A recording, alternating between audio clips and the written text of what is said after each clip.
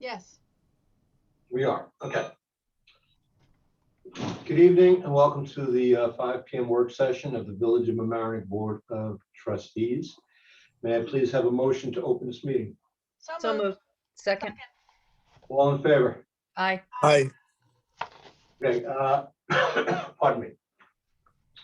We have an executive session, which hopefully we can get through in a timely fashion.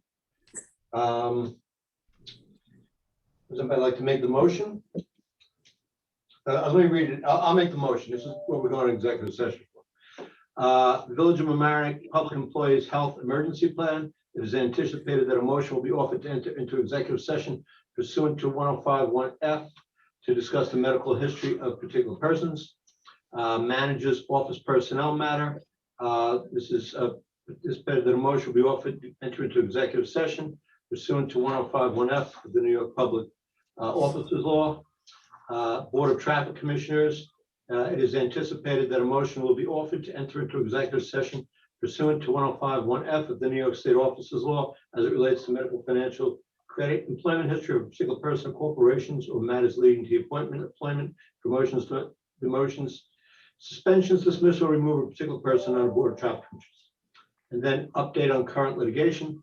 It is anticipated that a motion will be offered to enter into executive session pursuant to 105(1)(e) of the New York Public Officers Laws as it relates to matters of current litigation. And those litigations are AVC Properties versus the Village of Mamaroneck, Hampshire Recreation LLC versus the Village of Mamaroneck, and the Save the Sound litigation.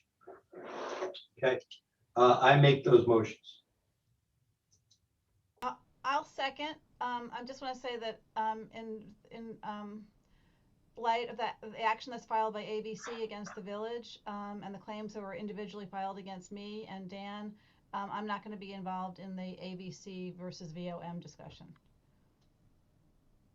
I have a statement in the light of the action also filed against AVC Properties against the Village of Mamaroneck and the claims individually filed against me. I will not be involved in any of the discussions against myself. Okay, does anybody else have any recusal issues? Yeah, I will be recused from the Hampshire litigation discussion. Anybody else? I'm on the last one. Save the sound. How do we order this? How do we order these musical chairs? Musical chairs. I'm the only one that gets to be in all of them. You. Lucky me. All right, thank you for the caveats. Augie, call the roll, please. Trustees Lucas, Yes. Winstrup, Yes. Natchez, Yes. DeFore, Yes. Mayor Murphy. Aye. Thank you, and I'll see you in executive session. Augie, I need a front page for the agenda for the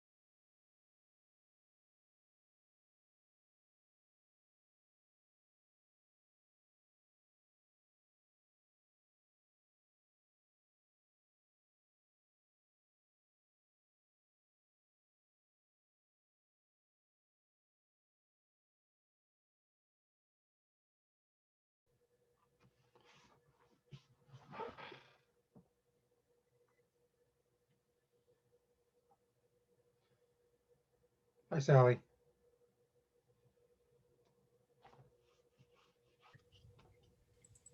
Hi, Dan. Coming You- back. You've relocated. or- I have. Hi, Kelly. How are you, Sally? I'm good. You? Good. Hey, Dan, Yes, Dan Natchez, can Oh. you call Victor? Can someone call Victor? I don't have his number, but we need to tell Okay. him. Say that again? Someone needs to call Victor. Tell him to join us. You're talking about the Chamber of Commerce, they've already been sent an email. Victor Tefer. Oh, I can email him, Kelly. I don't have his. okay. I can do that. You have his number, Dan? Okay. Yeah. I can do that.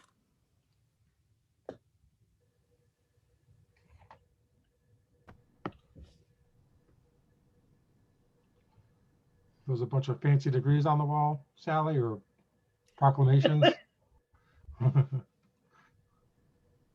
Yeah, I'm sitting in Dennis's office now since he's done for the day. Those are his army, Matthew's army. Dan Natchez is calling. It was on the speaker. Very nice, Sally. Thank you, Daniel. You'll have to come over someday. When we're all vaccinated.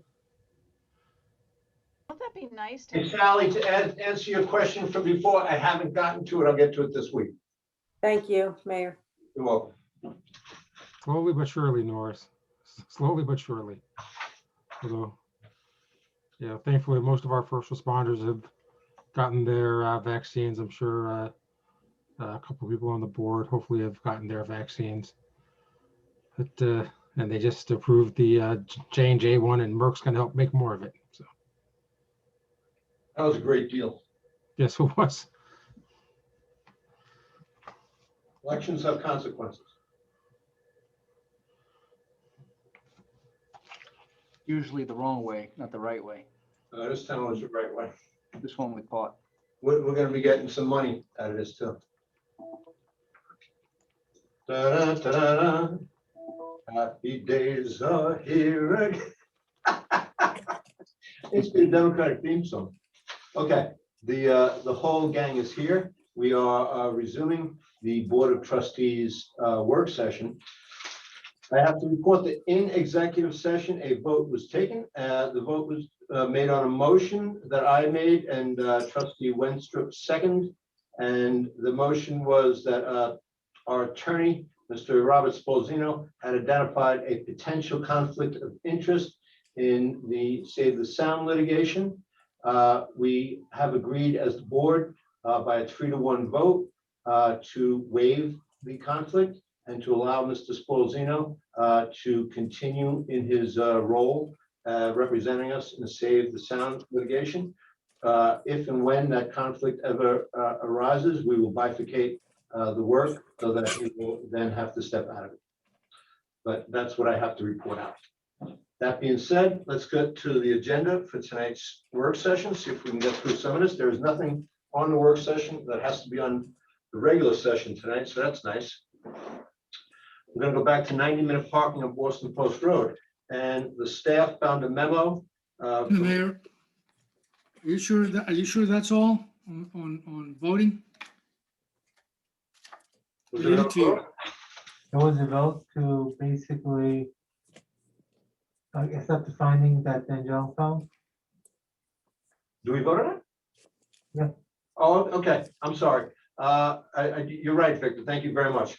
There was another vote that we took to accept the findings of the HR department on a complaint of workplace violence, that the complaint was unfounded against the village manager, and we found that it was unfounded, and that puts that to bed, and that was a unanimous decision. Thank you for reminding me, Victor. Thank you. Okay. 90-minute parking on Boston Post Road. There's a meetings of the Board of Traffic Commissions of August 10th, 1994. Who found this? That would be me. The guru. Well, it was whoever scanned into Laserfiche many, many years ago, so I'll give Sally credit. So thank you both. So nice. So basically, the Traffic Commission voted to remove the 90-minute in front of 953 West Boston Post Road. I guess we couldn't find whether the Board of Trustees ever did it. I think that's included, but the Board of Traffic Commissioner minutes provide some context for why the recommendation was made and the board ultimately. And that's probably acted on why it. the sign was changed. Yeah. But there's probably no record of what happened with the Board of. Well, the village law, I mean, the V&T contains it, but I think it was included in the minutes with the board action. But it was, I think, just a resolve clause that the sign was to be removed or something to that effect. Very. So there was board action, and so my suggestion is that we go from 953 all the way up to 812 because I think it was 12 because they're all similarly 817 because they're all similarly situated. Anyway, I did check the code and it's not there. So no problem. It's gone. There was really no problem to be concerned about. Well, Why are we gonna have, why have a public hearing and whatever if the problem has gone away? It's not even in our code. because Victor, the signage is all there. It shouldn't No, be. it shouldn't be. It can be removed. Let's just move on. Is it the board's will to remove all the signage? Well, I mean, the ones that are in accordance with the code. I looked at the code and that restriction doesn't exist. So my question is this. Does the code have any 90-minute restrictions of Boston Post Road? Yes. It's all very specific, but this was done way back. We would need to I guess, revisit right. that. So why reopen that with all the Because- long list of things we need to do? I think this one was a good news. Because my question is, Victor, if the code does not go all the way up, allow me to finish, please. Please allow me to finish. If the code does not go all the way up to 817, I don't think it's fair that we penalize the folks who live in residential all the way up to 817. We don't want to penalize anything. We want to help, but just now that this one is clear, if we want to identify other restrictions, let's have a little map or let's see it, but we cannot legislate now kind of like this without having the details of where exactly. You would need to look at the code. I did the best to try to identify, but it does require looking at the facts. Okay, I As I understand. said, it goes away now, so if you want to It pick it up sounded new, like I'll be fine. it sounded like you didn't want to do it. No, I'm happy it's gone away, actually. It doesn't even exist in the code. Well, I don't know if it doesn't exist up in the code up to 817. That's why I asked you. Okay, then let's explore that. But for now, let's just be happy that it's gone. And the residents should be really happy that we don't have to go through this whole process of changing the law, et cetera.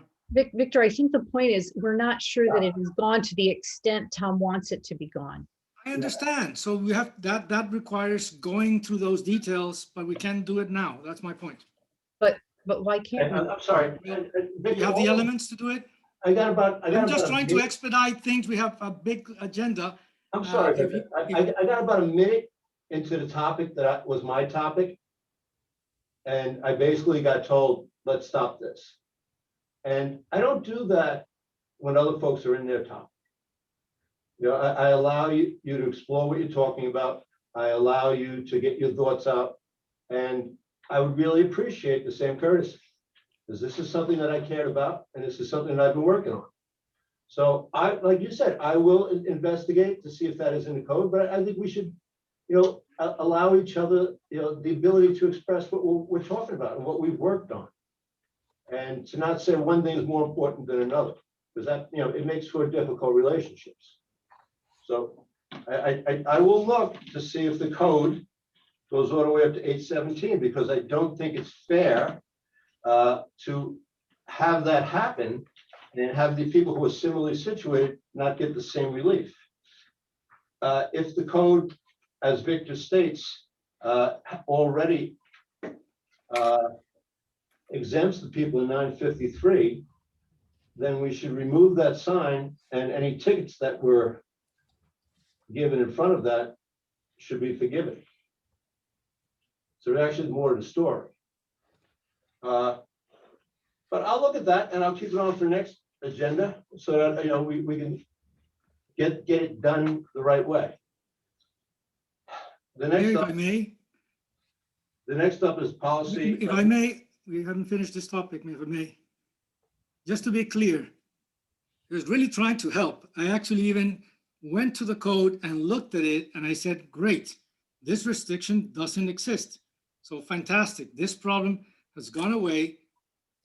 And now if you want to explore the 90 minutes, you're of course, go and do the homework, look at Boston Post Road. And I think it would require, as we were trying to also be kind of fair and even with all the places in town, because it's something that I've been learned since I've been here. Sometimes if we make a change, then we will have to be consistent with other places and also be fair and square around the village so that it's not this little section or that little section. I think that's where we left it the other day. So I think if you want to look at kind of those 90-minute restrictions, it'll be interesting to go through the code, identify your concerns, and then let's identify the others that we had. So again, I was trying to be helpful. I even went and looked for the code. So that's why I said, fantastic, let's move on. But let's be clear, because there's no big debate here. It's not an issue. The residents of that section should be happy, and let's just. And I There's appreciate a lot of looking things at we the need to code, do. but that shouldn't stifle debate. Or I'm not conversation. stifling, Tom. It's great. I think it's just great news, and let's No, move I on. didn't think how you said it. Nobody's stopping you of anything. Talk about it. You know, so that's, you know, I appreciate you. No, looking at the don't code. make a big thing out something I'm for not making a nothing. big Come thing on, out of let's it. be clear. Let's be clear. Let's move on. I'm not Let's making move a on, big Tom. thing out of it, but it's just, you know, I was 1 minute into a presentation. I got told to stop and let's move on. No, you had already explained. We've Yeah, already I been know here that. 3 minutes back and forth. No, I said good news because I went to the code. I actually finished Yes, the I homework. appreciate you going to the code, Vic. That's great.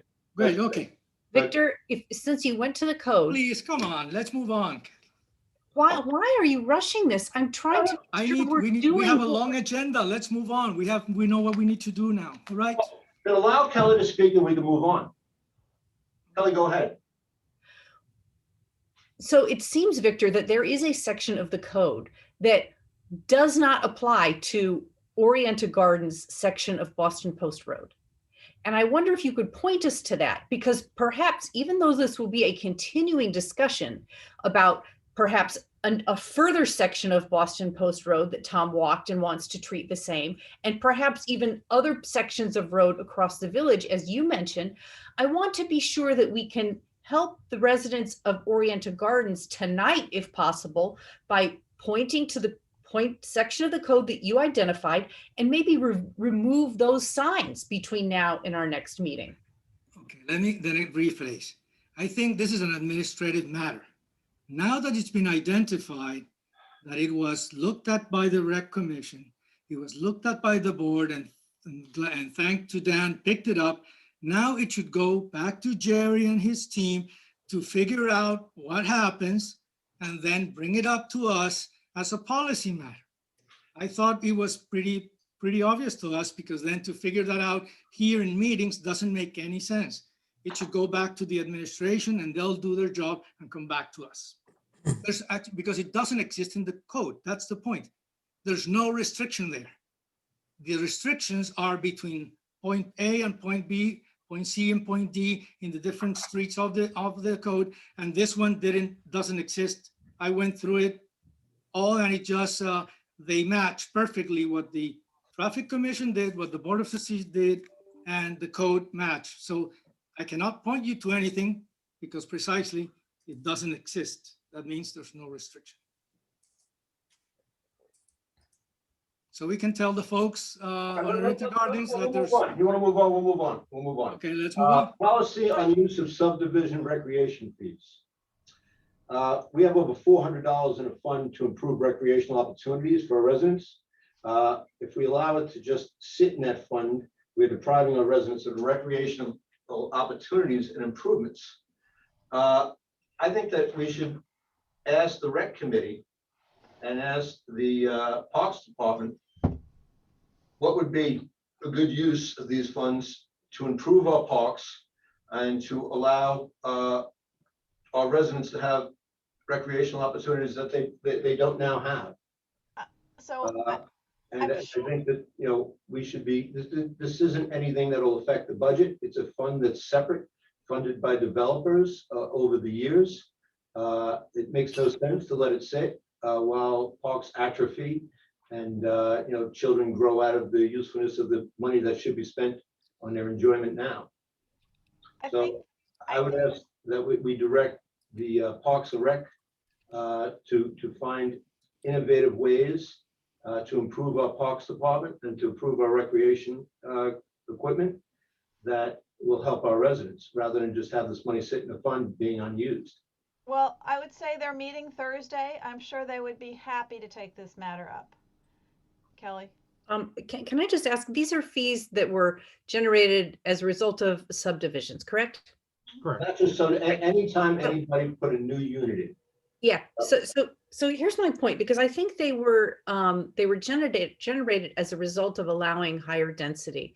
And so to the extent possible, I would suggest that the fees stay in the community that generated them. So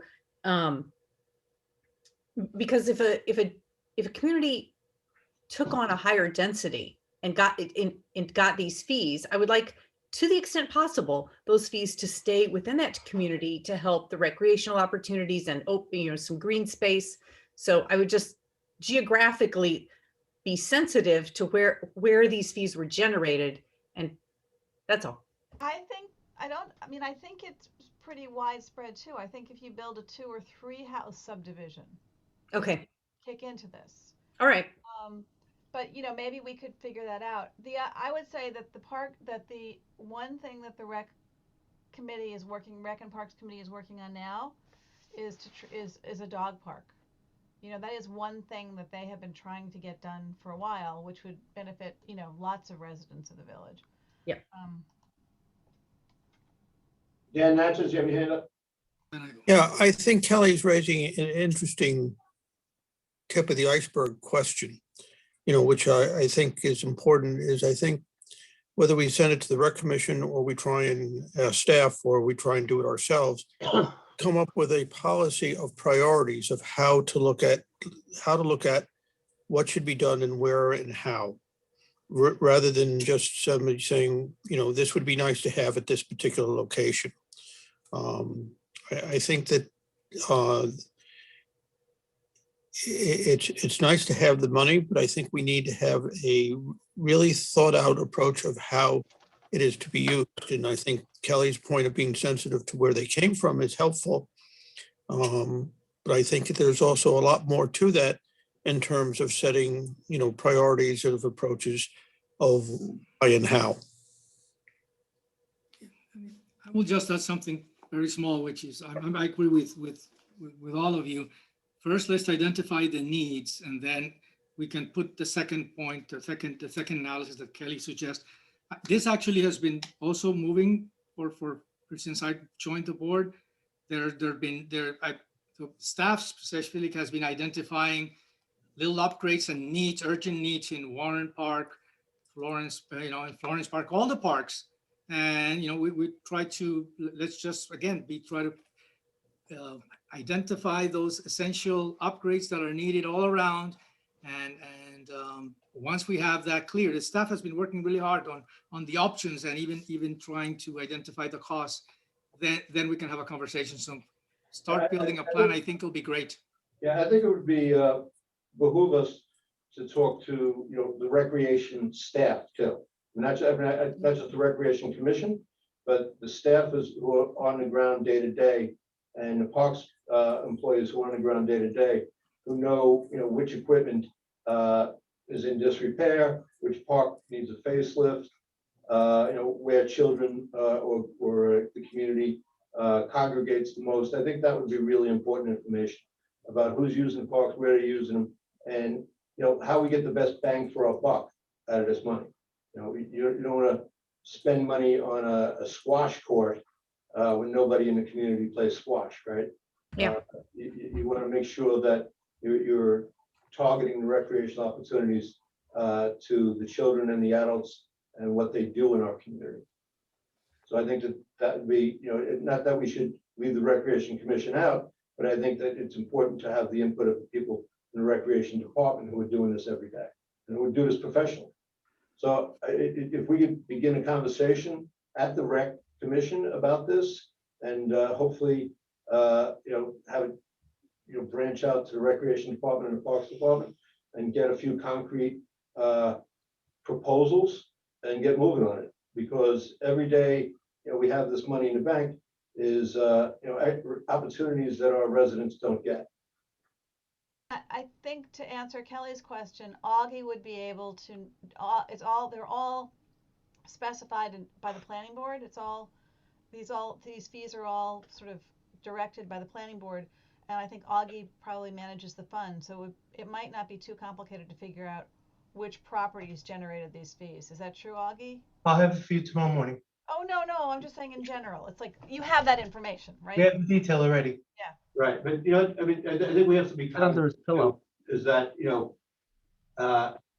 if people, who use parks like Warren Avenue and Stanley Avenue, while they might not be contiguous to a recent development, those developments affect them too. It affects the whole community. So we can't, we have to kind of, I understand prioritize, but we have to kind of spread the love around too. So basically we have some money to spend on things the village wants and needs, and we need to figure out what the village wants and needs and how to Yes. use the resources the best way we can. And, and we should do it in an expedited fashion, so, it helps our residents. Pandemic is, okay, I'm getting some information over the line from Jerry. Item 2B is time sensitive. Yeah, Mayor, item 2B requires the BOT to review and approve for submission to the state by April 1st. Everyone on this Zoom, with the exception of Mark, has been involved in our pandemic response plan live and in color every single day. But they want that plan up at the state at the end of the month. In addition, I think we had 4 requests for street dining from downtown restaurants. Although their inside capacity is going to 75% on March 19th, I believe they're still anxious to provide outdoor dining in our parking spots on Mamaroneck Avenue. And our sidewalk cafe starts on March 15th. Okay, so let's take these one at a time. What do we have to do with the pandemic plan 2B? So the pandemic plan, what you have on the backup is the basic cover sheet with the introduction in terms of what a pandemic plan would look like. I wrote a plan for the town of Hamilton in 2015. I got that plan and reworked it to fit the village of Mamaroneck. But because of the executive orders that the governor put out, we've had to do a lot of other things. So we've issued over 60 local emergency orders. We've issued a state of emergency every month since March 16th, 2020. We have numerous memos. We've had to deal with COVID outbreaks. We've had to deal with staffing issues. All of those things, 250 pages worth, will go up to the state. And that is our plan in the future if we have another pandemic. God hope, we don't. God only knows. So that needs to be discussed by the Board of Trustees. And we provided that as backup. All right. Not the 250 pages, because that's not necessary, but just the basic outline. So we have to vote to approve it? We have to discuss it so it can go on to the regular agenda on the 22nd. Okay. Does anybody have any questions of concerns about the plan. Is the outline on the backup? Is the outline on the backup? Thought it was. Let me check.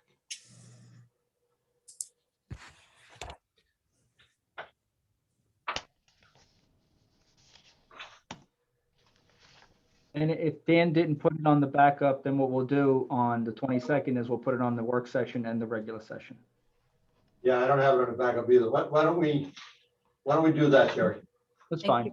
Yep. Pretty easy. We'll give it to you beforehand so you can read it, but there's not much as far as, All right, so Do let's you, go. do you- do you have the table of contents now? Do you want to show it on the screen?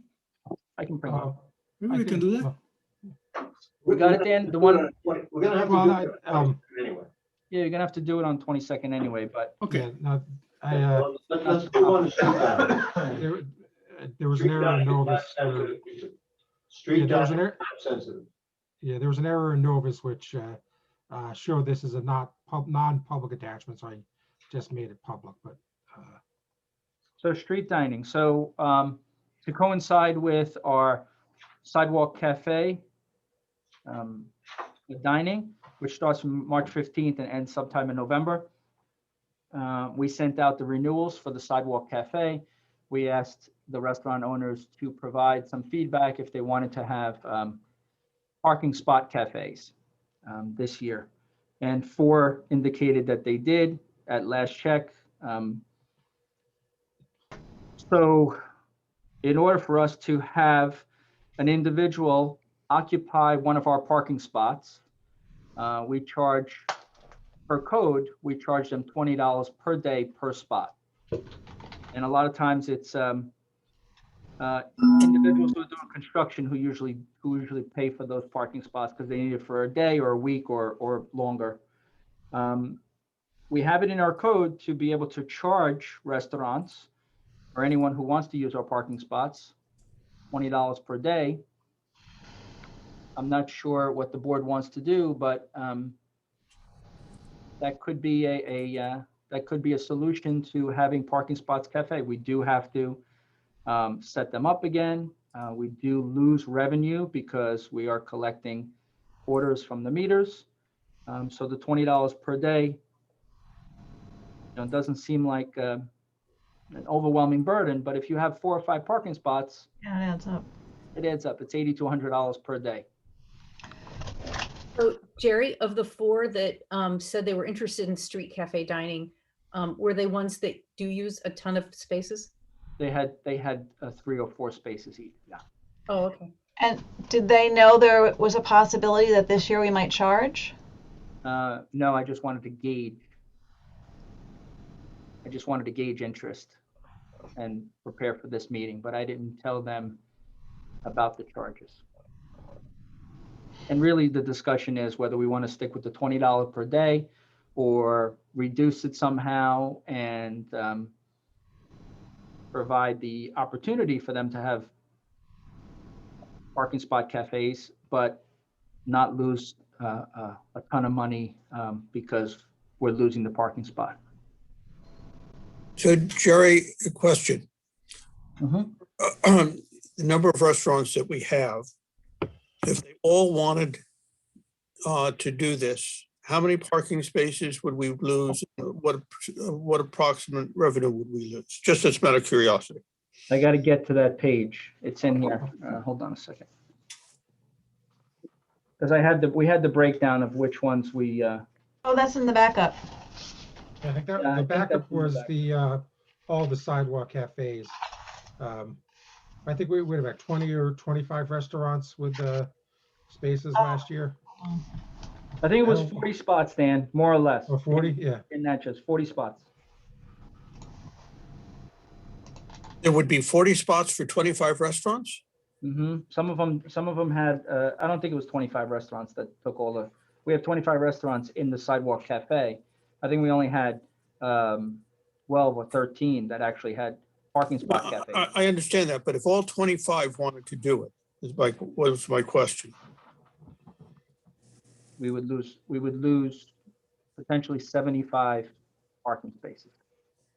And that would account for approximately how much in revenue on an estimated basis? Let me do a quick math.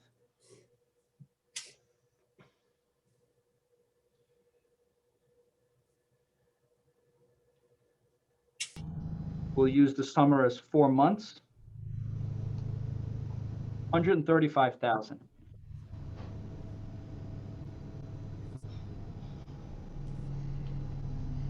I really like the idea of offering the parking spaces to restaurants again. I look at last year as a real emergency and a trial, and I think the response was positive.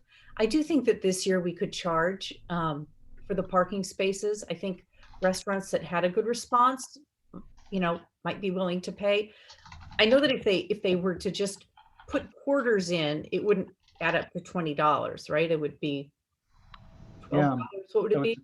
it's $1 an hour. And it's from 8 a.m. to The 6 9 or p.m. 8 to 8, yeah. It's So- 8 so- to 12 hours. So $12, right? That's right. I mean, I think that would be fair. $12 a day per parking space. I mean, that's what we would collect otherwise. And that assumes that the spot is being fed, every hour of every day. Yeah. That's just my thought. Oh, it's more than fair.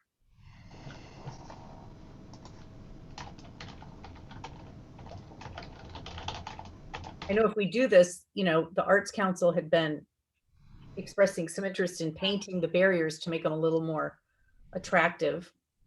Yes, they would like to do that. They will create a stencil and a color palette, and they'd love to paint them off-site, not right on the street, just paint them and deliver them. They thought that would be a good contribution.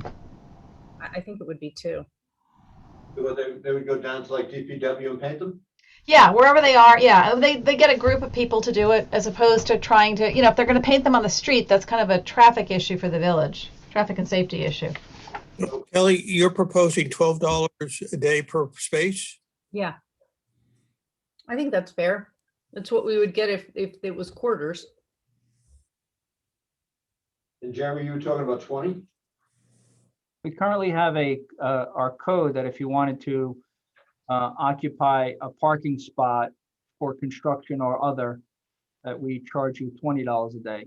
And we sell quite a few parking spots through my office. Courtney handles it for construction and movie shoots and other things like that.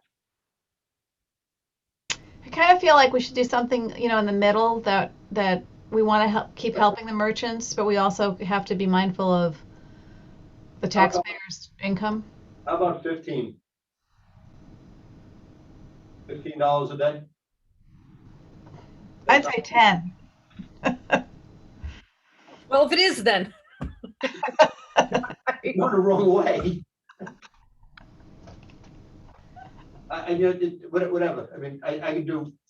I think 12 is the lowest you go. You should get what you'd be getting. Well, I guess I don't know what Rye is doing this year. I just tried to check with Julie Sousa. And we don't know. The merchants may not, this might be something to go back to the merchants with. Some people may feel it's too steep. Some people may think it's great. And the way it's structured here is very unique for Mamaroneck because of our parking. So Yeah. I would be okay with the 12 or the 15. You guys decide. All right, you want to go to 12? Yeah, let's go with 12.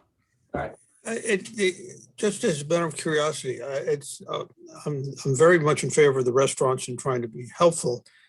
I think we have to figure out, if we're charging $20 for, one approach, of construction, which is for a limited period of time versus something that's a longer period of time, I think we need to think about the rationales. Well, I mean, with the $20 a day, that involves coordination among the manager's office, DPW. It involves, coordinating with police, fire. Someone has to draw up the signs, put them out, enforce it.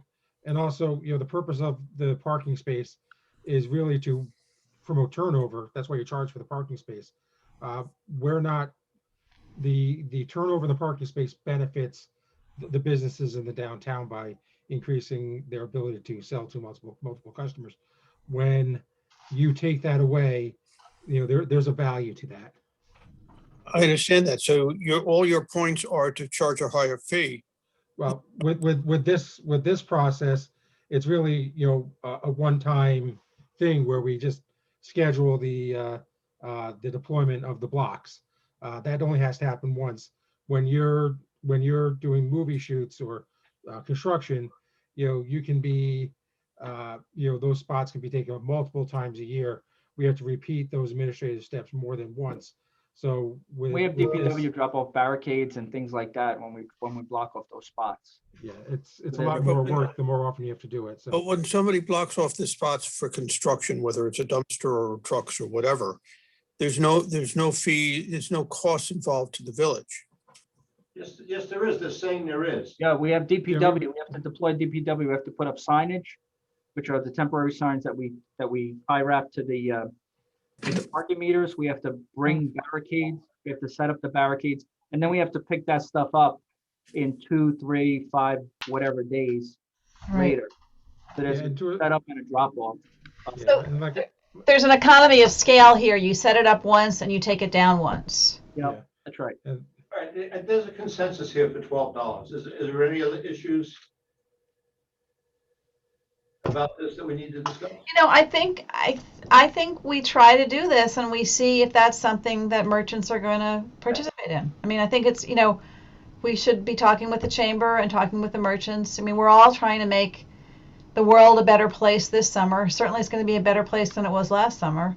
So let's see if this turns out to be helpful. It also expands their table space, because at 75% after March 19th, and then they have, I don't know, let's say Oh, right. They can be closer in the together. area. Now they can service more customers Mm. than they would if they were just inside and had a couple of tables. This doesn't replace the tables on the sidewalk as well. They can have tables on the sidewalk and they can have tables in the parking spots, Mhm. as well as 75% capacity inside. So they've significantly expanded their table number. So this may just be a good interim approach. Right. It might be able to help them recoup some of the losses from last year. And then can the Arts Council, is it possible for them to paint down at DPW or wherever? Great. Yeah, we have them at parks. We stored them at parks. There's Okay. no space at DPW. Great. Okay, parks. Okay. Thank you. Yeah, great. So that is taken care of. Do Thank we need to talk about camp? Yeah. Camp. Jerry, do you need us to amend the agenda tonight to talk about camp? All right, so the situation with camp is that through the pod system, we have a limited number of 240 people that can participate in camp. We find ourselves is at a point economically where we will lose money this year because the pod system that the county Department of Health is requiring us to maintain. And so what we're asking is for the board to consider the elimination of the discounts that are typically associated with early registrants, employees, and others, or to provide what other municipalities are calling a COVID tax, because we are limited in the number of people per group. So typically, right now, we're limited at 15 people per group, and we have to have the number of staff that the County Board of Health requires us to have for those 15 kids. Sometimes, and in the past, we've been able to break even by having that group of 15 balloon up to about 20 or 21, still have the same number of staff people, and be able to bring in more kids with the same amount of supervision. That's not going to be permitted anymore. And in fact, the pod system now requires us to not mix the groups. And so they will be permitted to come in early every day and then leave at the same time. So instead of coming in at 9 o'clock, but a few kids come in at 7 or 7:30 for the early drop-offs, we're going to start camp at 7:30 and then bring them in at 9 o'clock, and then go all the way to 3 o'clock. So we're going to have to do that. Or if we don't have enough 7:30s, we may have to eliminate the early drop-off provision. and just go from 9 to 3. So the reason I'm presenting this evening and asking to either add it to the agenda or provide me some guidance so that I can take care of it administratively, because we have to start advertising and start getting our registrations going. So you're asking us to remove the discounts? Yes, either remove the discounts, all the discounts that have been afforded people in the past for this 1 year only, or consider a COVID tax, which is an additional fee on top of everyone else's, And how much would that be? 500 Per person? per kid. Oof. I think it's fairer to eliminate the discounts because I think, there are the discounts aren't means tested, right? So the discounts, whereas the COVID tax would just apply to everyone. Yeah, including that would just price people- it out of the market. I mean, we've got people who use the camp who really can't afford that $500. All right, and what would happen was we would price out, as Tom said, people from Amerenac and then have outside people come in Right. those slots. Yeah, We won't have any trouble filling our 240 spots. No. No Right. way. right. But we want to try to keep them all within the village of Amerenac to the Yeah. extent possible. And I think with the 2-week advance registration that we offer the village of Amerenac residents, we'll probably sell out within those 2 weeks. And usually that would have happened 2 weeks ago. Like we're late and We're late. We're late. And with the county going full force with their camp and all of the other municipalities, either we do it now or we just don't do it. I'd rather remove the discounts. I would too. So if I could ask for potentially the removal of discounts for the 2021 summer day camp season only, that would get us through this issue. Well, why don't we add this to the Board of Trustees agenda tonight? One question, is that in the code? The How discounts was are it in the done? code. It's in the code? All the discounts are in the code, yeah. Okay, They're in the fee schedule approved by the Board of Trustees. so we would have to amend the fee schedule, right? Not amended, but potentially just, I don't know what the word is. I'm thinking of the word bypass the discount for 1 year. can you do that as part of, can that be part of one of your emergency orders? Because it's a COVID related? It can be. I can add that to one of my emergency orders. So you'd be, I think, suspend the discount, yeah. Spend whatever. Before voting on this, outside, can we have a consensus of the board that it's okay with us if Jerry adds this to the emergency orders? Yes, for me. Yeah, and I don't think we have a lot of choice. Yes, I'm a yes. Okay, Dan, how do you feel about it?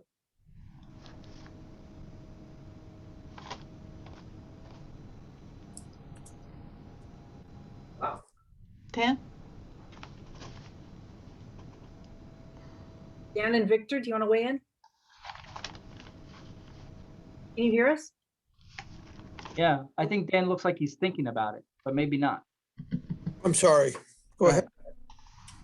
So we wanted to, I wanted to get the board's consensus, or Tom has asked for the board's consensus to eliminate the fees for this 1 year only. I'm sorry, eliminate the discounts.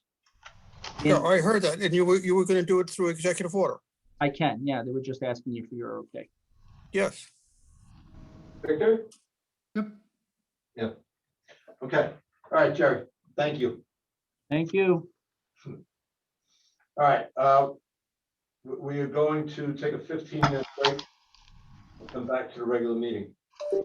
I need a motion to adjourn. So moved. Second, All in favor? aye. Aye. Aye. Thanks.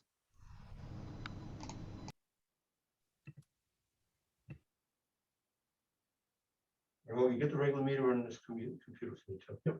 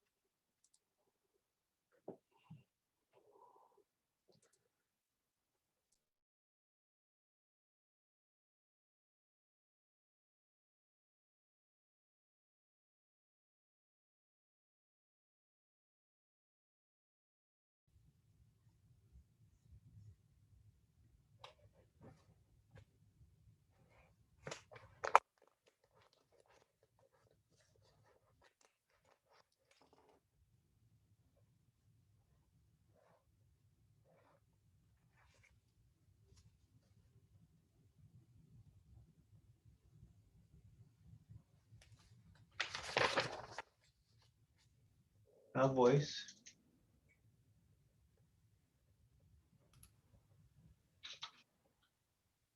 We're back on. Voice and video seem to be on. Everybody's on? Okay, great. Give everybody 30 seconds to get ready.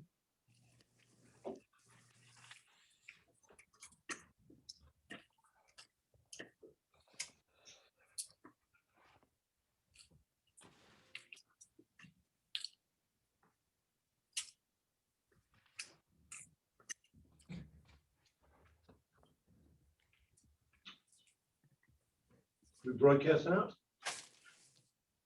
Yes, this is live. This is live, okay. Okay. Good evening, and welcome to the 7:30, March 8th, 2021, regular session of the Village of Mamaroneck Board of Trustees. Please join me for the Pledge of Allegiance. I pledge allegiance to the flag of the United States of America and to the republic for which it stands, one nation, under God, indivisible, with liberty and justice for all.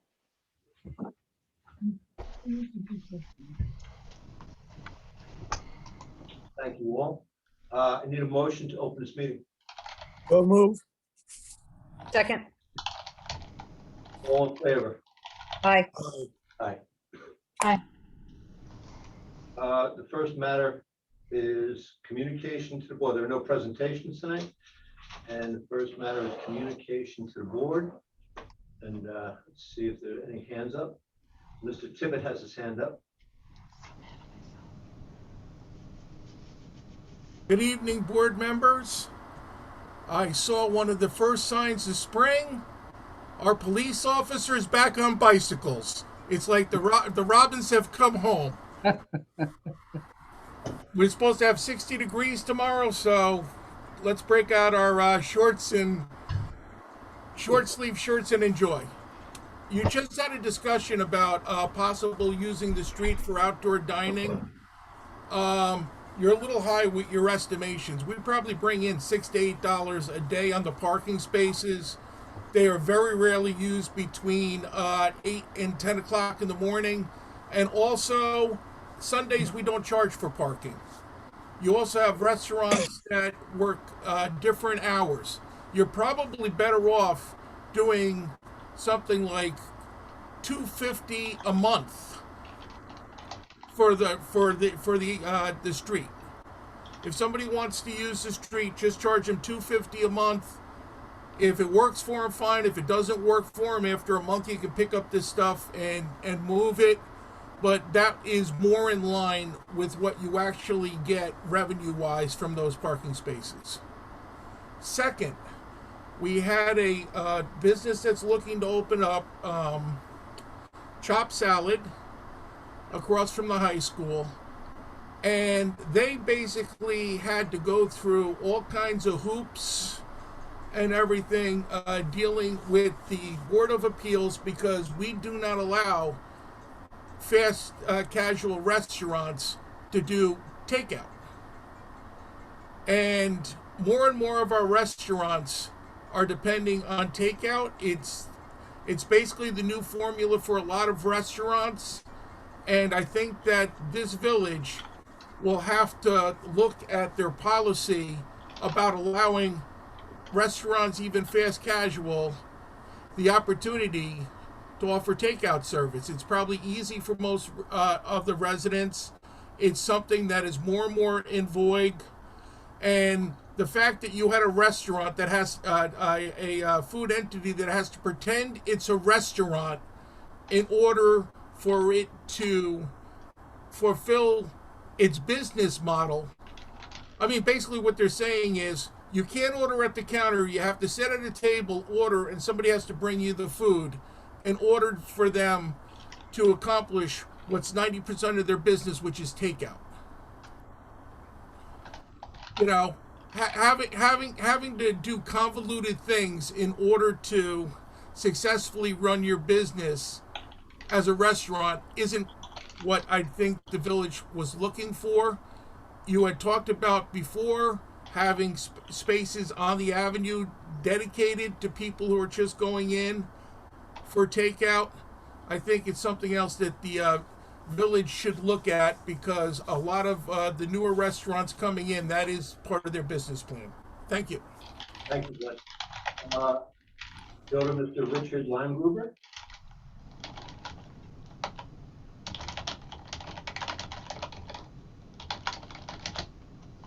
Richard, Hello, everybody. Thank you for your time. I was actually, this is Richard Limegruber, President of the Chamber of Commerce. I was expecting to have another board member on tonight, Justin from SH Tailgate Grill. I don't think he's made it on just yet. So basically, we wanted to find out what the situation was with the outdoor seating in the parking spots. You know, I understand what the previous gentleman had just said about, you know, charging $250 a month.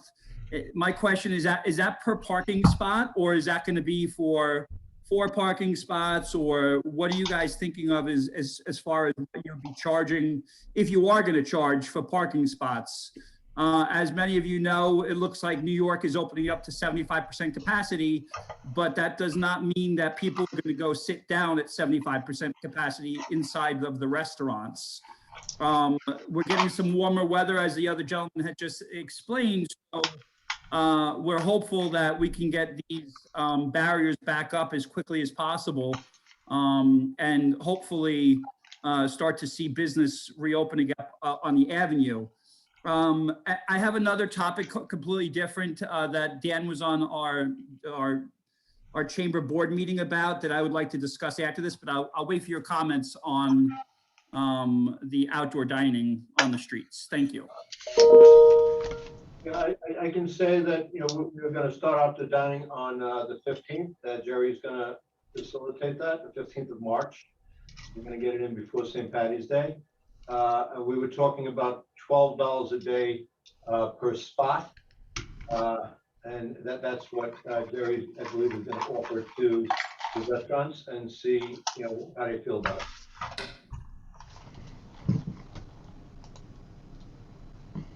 Hope that clears up some of your issues, Richard. $12 a day, is that times 6 days a week? I suppose so, yeah. But, you know, Jerry can work that out with them. I'm not going to negotiate here. No, I'm just asking for clarification, that's all. Yeah, I believe so. Yeah, okay. Not in the village manager. No, Jerry could have answered if you want to. Jerry, do you want to respond, or? So I just got direction from the board 15, 20 minutes ago. So I need a little time to process, but typically it would be for a day that we would not have the ability to collect meters, quarters in the meters. So it would be potentially 6 days a week, Richard. Okay, thank you. Monday is free. Yep, thank you. The other thing that I wanted to ask the rest of everybody, the Chamber of Commerce is really trying hard to engage our businesses. We just hired a social media manager who is going to be helping us with obviously advertising and marketing. And one of the things that we came up as an incentive for our members is a new Mamaroneck Deals program. And my question on that is, we're trying to get restaurants and hair clubs and anybody who can offer this special deal for a limited time to put a sign on, whether it be next to their cash register or on their window that's facing outside. Is that going to be any problem as far as hanging up a 8.5 by 11 sign the size of a single piece of paper in somebody's place of business? Is that going to be an issue for them if they join this signs program, this deals program? I wouldn't think so. I mean, people put signs by that size in their window all the time. Yeah, most of the signs now say no entry without mask. We don't Right. really have an issue with those signs. Okay.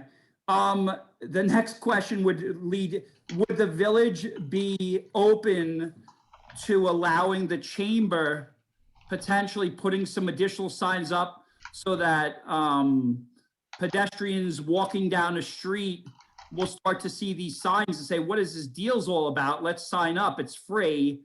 Or, I mean, is there any way that we could potentially hang some of these signs up where people walking down the street can see them rather than have to walk into a business? So why don't you call Jerry on that in the morning and explain the plan more fully, and he can give you a ruling. Great.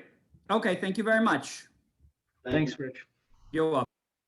Have a good evening. The next up, go to Helen Rafferty.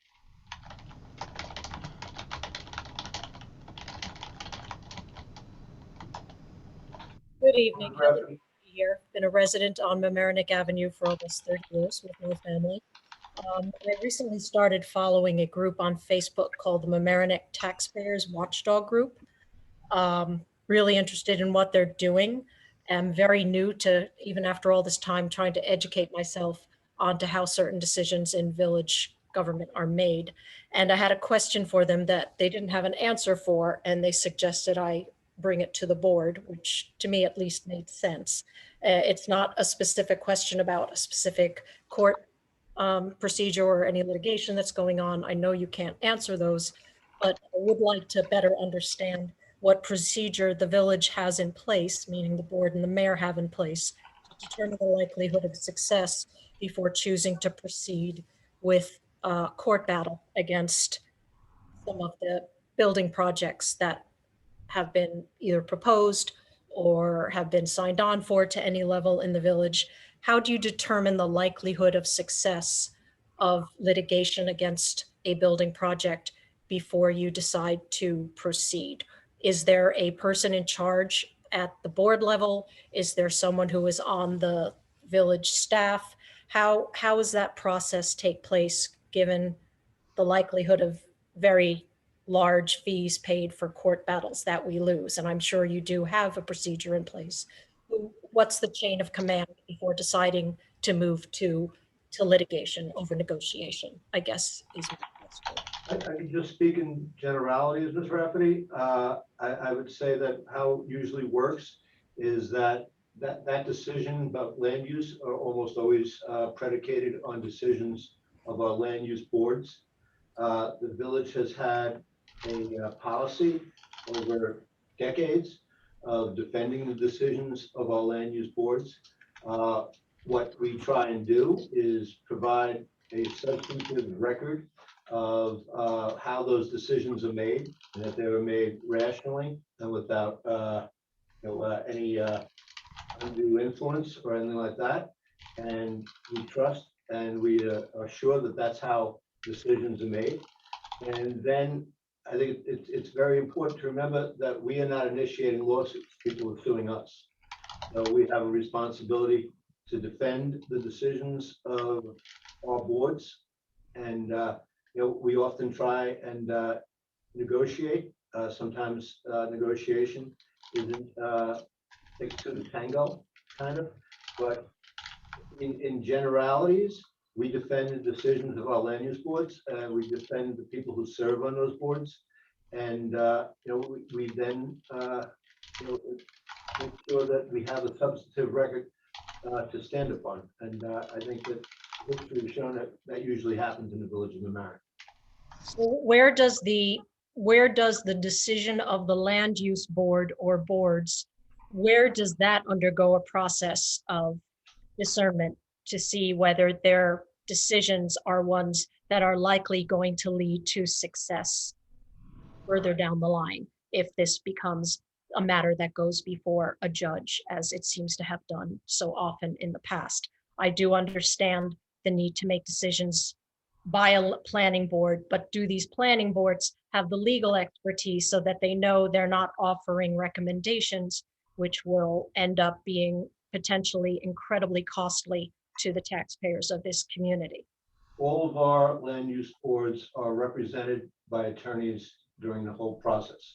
The attorneys attend the meetings and the attorneys give them advice upon their actions. And so those attorneys have then clearly recommended that they feel that the village should go with the decision of the planning board because there is a high likelihood of success should the matter become a legal issue, as clearly it has done many times in the past.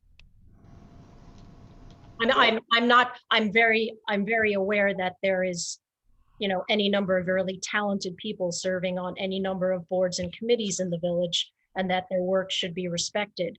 But anytime anyone in any sphere is looking at potentially having expensive legal litigation to face, they also calculate in, do we have a good chance of winning this one? So who or what body makes that calculation for the village before they adopt or try a different route than the one the planning board recommends? I think I've asked and answered that question, and to elaborate more, would be going into more of the strategy that the village is using in these lawsuits. Right? That's about as far as I'm gonna go.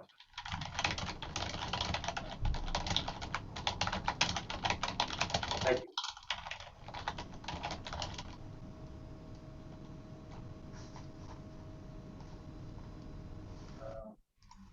Try Justin. Can I interrupt for a minute and ask Mr. Sarnoff, also known as Typey, to mute his screen? That is not me. Oh, I'm sorry, Dave. Falsely accused. Furiously typing his mute yourself. Mr. Justin.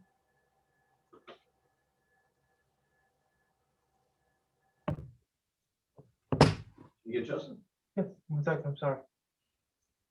Kind of slipping. Okay, Hi, Justin. can you guys hear me? Yes, sir. Okay, sorry.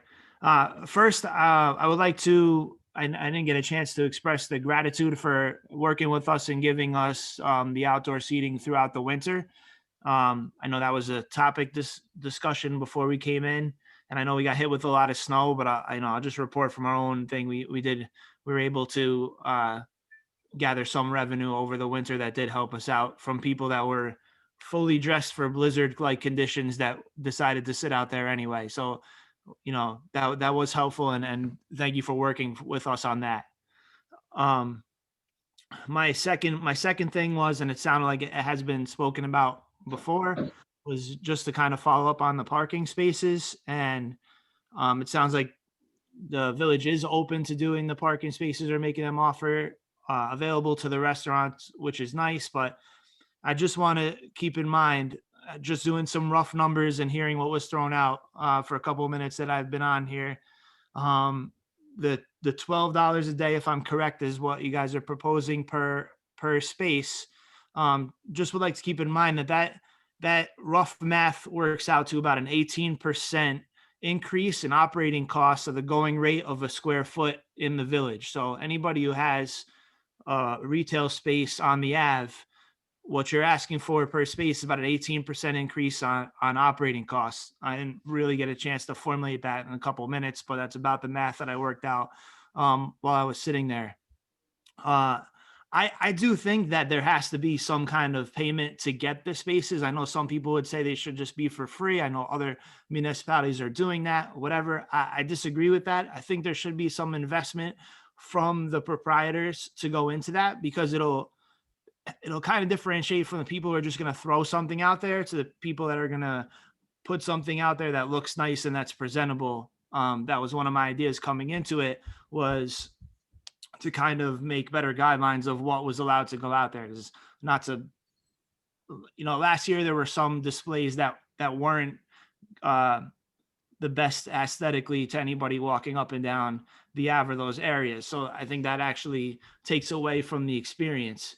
But and then the first gentleman that went, I think, was a little more on track with what the pricing should be. I think somewhere in between, because at the $12 per day per space, if you take 4 spaces, that's about $11.50 a month, or about $5,000 or $6,000 for the year.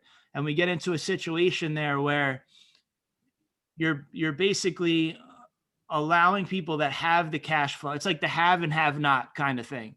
Not everybody's going to have $1,000 a month to kind of invest in putting out the parking spaces, and you're excluding businesses that might not have the cash flow to invest in that. And then that gives a greater divide between those two businesses, and you create an economy where someone who has the cash flow can kind of do that and capitalize on it. And that puts away the smaller guy who might not be able to afford that. And then that's really going to hurt the smaller guy and help out the bigger guy. I don't know if it's even really going to help out the big guy, because you really have to do a large revenue number to recoup 5,000 or 6,000 spent over the summer season. But those that have the cash flow will be able to at least take that chance, and will relatively put away the people that don't have that cash flow, because now you don't even have a fighting chance with the people that want to sit outside. So I think the number, whatever it is, has to be a little more reasonable and not such a jump on the operating costs to keep the playing field level across the board for everybody. Thank you for your input.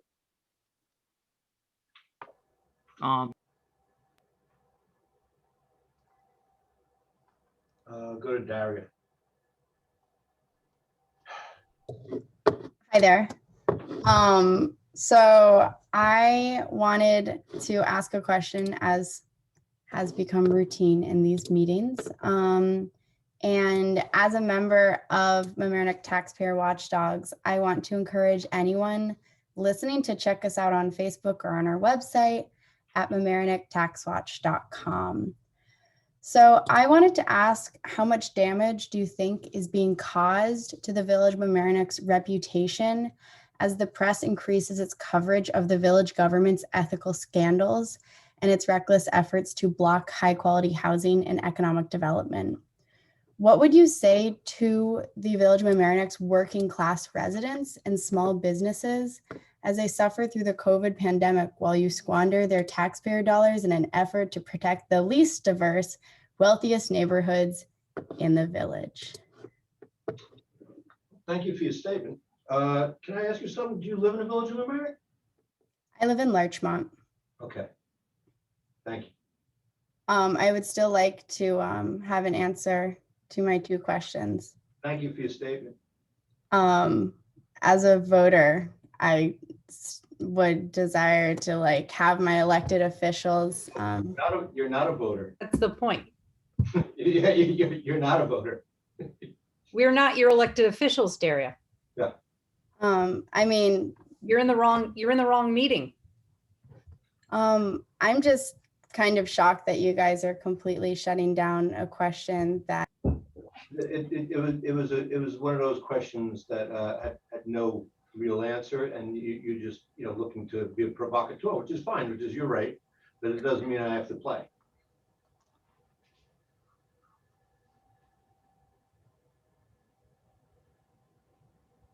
Okay, let's go to Mr. Chan.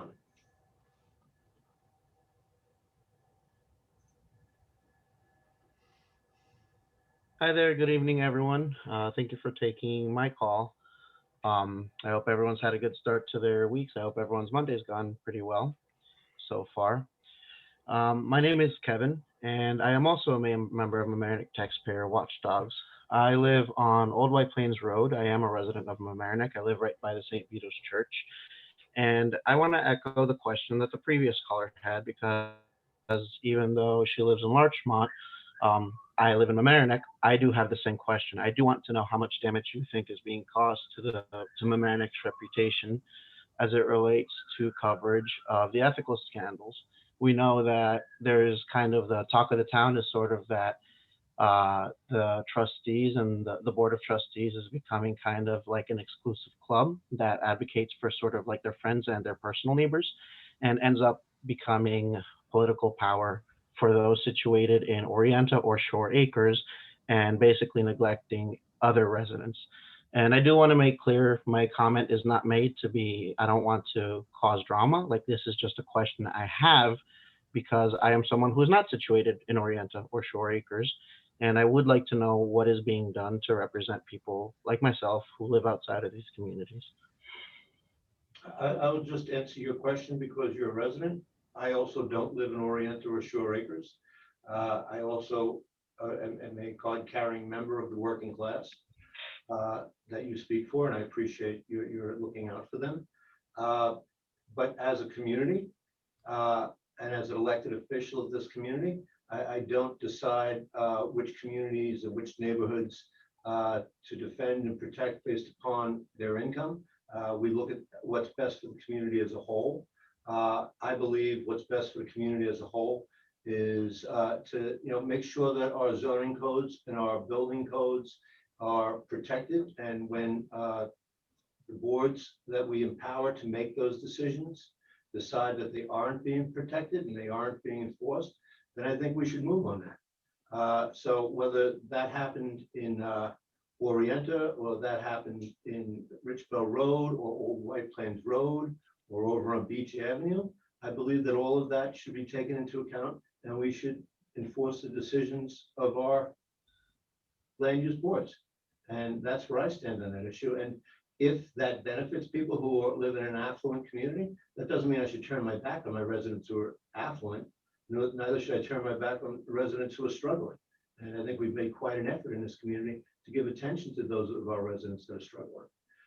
So to paint this board and this government as a government and a board that just looks out for those that are well-to-do, I have issue with that. And I don't think that that's the case. And I think if you look at the totality of how we've acted as a board, you'll see that isn't the case. But thank you for your question. Thank you. I do agree. I think that this is important, and I agree. I'm not saying that we should neglect or turn our back on anyone, whether regardless of their economic status. Certainly not because they're affluent. Because after all, Orienta, Shore Acres, these are our neighbors. In fact, like that's how I view it. Maybe I'm not anywhere near that kind of economic status, but that's how I view it, is that they're still my neighbors. But then it's like, my next question is why then did you refuse to answer a question? Yeah, I get it. She's not exactly like the previous caller, doesn't live in Mamaroneck, but then why did you make it such a big deal to not answer the question? Like you could have just said that in the same way that you said it to me. I gave you the courtesy because you live here, and but I think Ms. Daria is just working for people who are trying to, have another point of view in a litigious society. And I don't think I need to answer questions from people who are just trying to look out for the interests of people who are suing the village of Mamaroneck. All right, I'm not here to cause a stir or anything. I'm just gonna leave it at that. Thank you for your time. That's all for tonight. Thank you. Thank you, Mr. Chan. Have a good evening. Okay, Mr. Wattenberg? Aaron Wattenberg, is that right? That's correct. Yes. Hello. Hello, Good evening, board, and thank you for your time tonight. My name is Aaron Wattenberg. My family and I have been members of the Mamaroneck community for the last 5 years. We've had an amazing experience. One of the big draws to moving here was obviously the beautiful location close to the sound with the clubs and access to town beach. We are members of Hampshire Country Club. My daughter Ellie is becoming a bat mitzvah, and we are planning a small celebration at Hampshire, keeping within COVID guidelines. This is from 5 p.m. to 8 p.m. on April 10th. We were notified recently that we can't have any music background for the event. We weren't looking to have a loud musical affair, but just adding some fun. This is my daughter's once in a lifetime experience, and was just kindly going to ask if you would reconsider, and not only about our own occasion, but just considering how difficult it's been for many of these local clubs to stay afloat during the COVID pandemic, with lost revenue from private parties and events and things like that. So I was just hoping for some flexibility. Mr. Weinberg, is your child, and congratulations on the bat mitzvah. Thank you. Is it going to be indoors or outdoors? It was going to be outdoors. Again, keeping within COVID rules. We felt it was the safest way to go about it, by being outside as opposed to indoors. Okay. I don't know. Perhaps you give Jerry Barbario a call in the morning and see what the situation is. Mayor, I already turned them down. Oh, okay. The area in the parking lot is next to a residential area. We recently had an issue and a problem.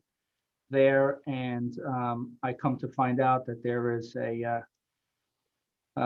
with the approval of the club and how they operate, that they have a restriction on speakers and outdoor noise.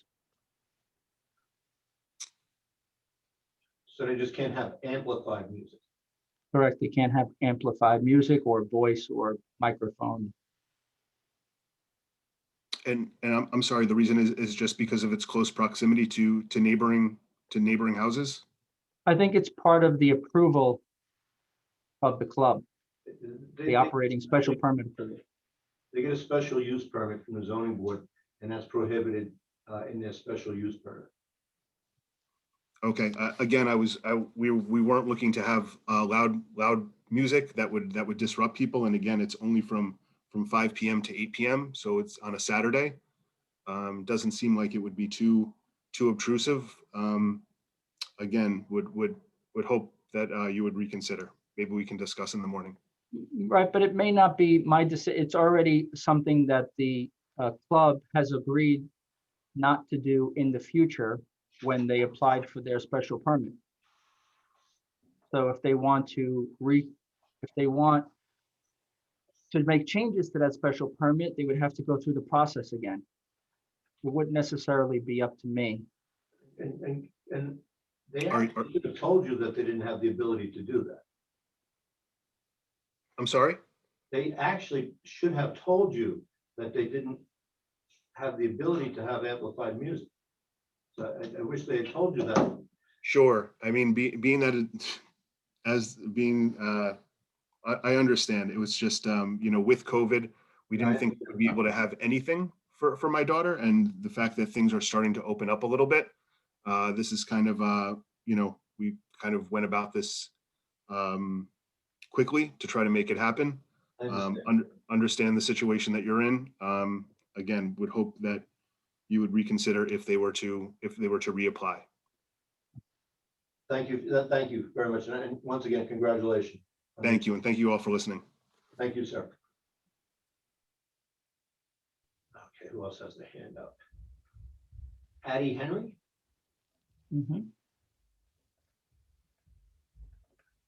Yes. Can you hear me? Yes, ma'am. Okay. I'm from Benchmark Management. I had sent you emails before concerning Continental View's parking lot. I work for Benchmark Management and we manage Continental View.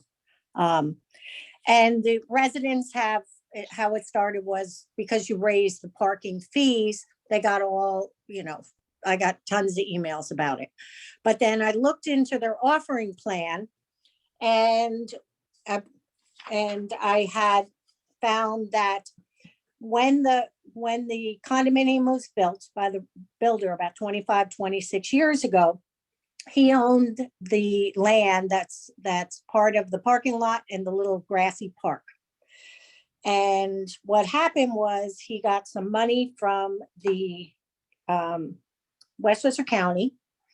He built the parking lot and then he turned the condominiums parking lot and the park over to the Village of Mamaroneck.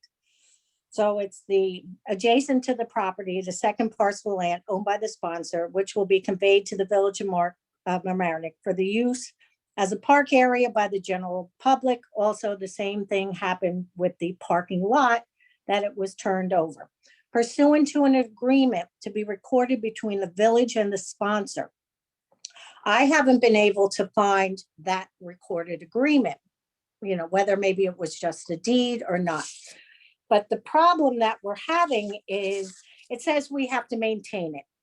And in page 18 of their offering plan, it says the condominium will be responsible for the removal of the snow and the ice from the parking, for repair and maintenance of the driveway sidewalks of the property, which is our property, the indoor garage, the adjacent public parking facility, and the adjacent park, the latter two pursuant to the recorded agreement with the Village of Mamaroneck.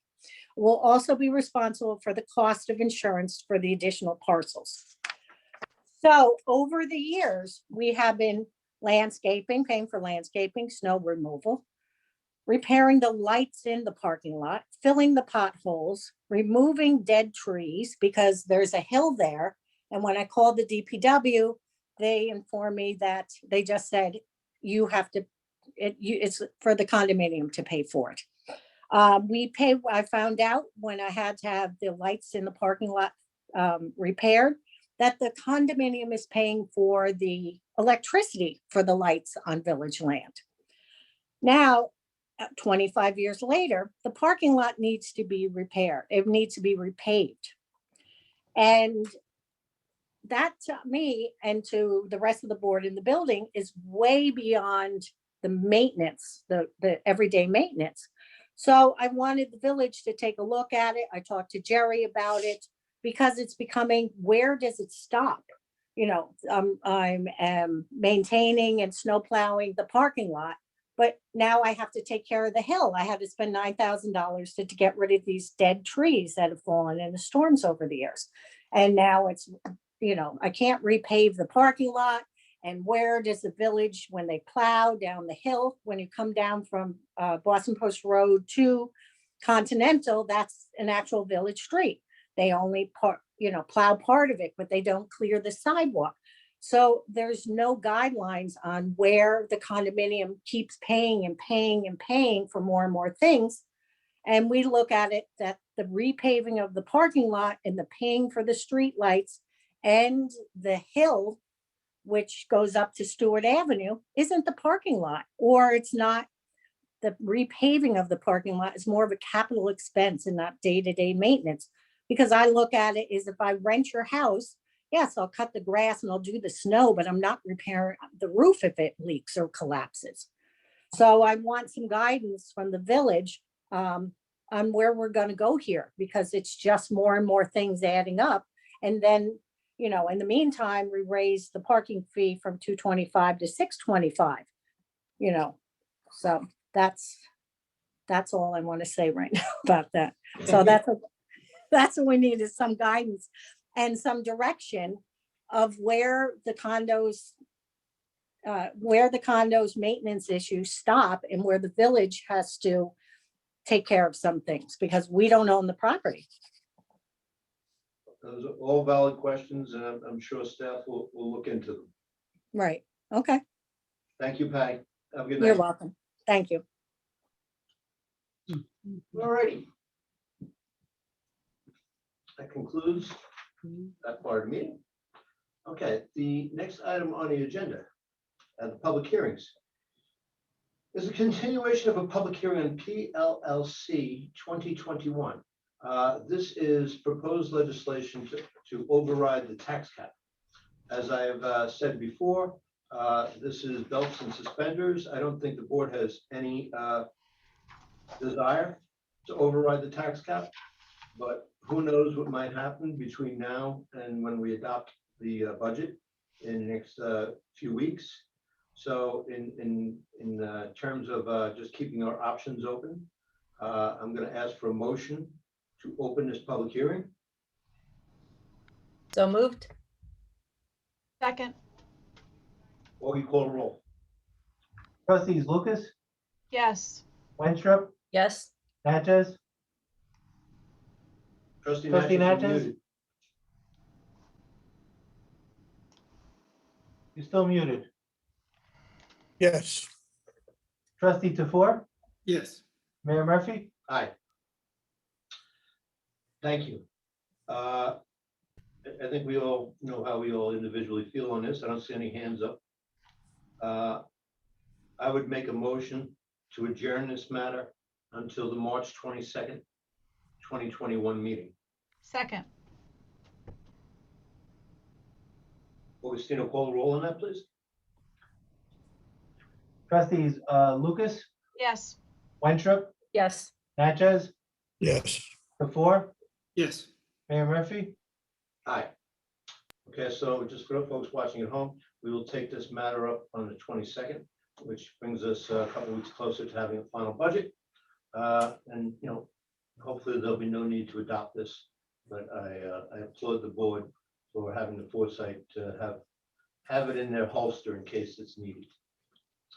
The next item on the agenda is a public hearing on PRRC. That's the Police Reform Reinvention Committee. This is an opportunity for the public to weigh in on the recommendations of the PRRC and for the Board of Trustees to talk about their feelings about those recommendations. Mr. Village Manager, since you were kind of the leading force behind this, would you like to walk us through this? Sure, absolutely. Let me find it first.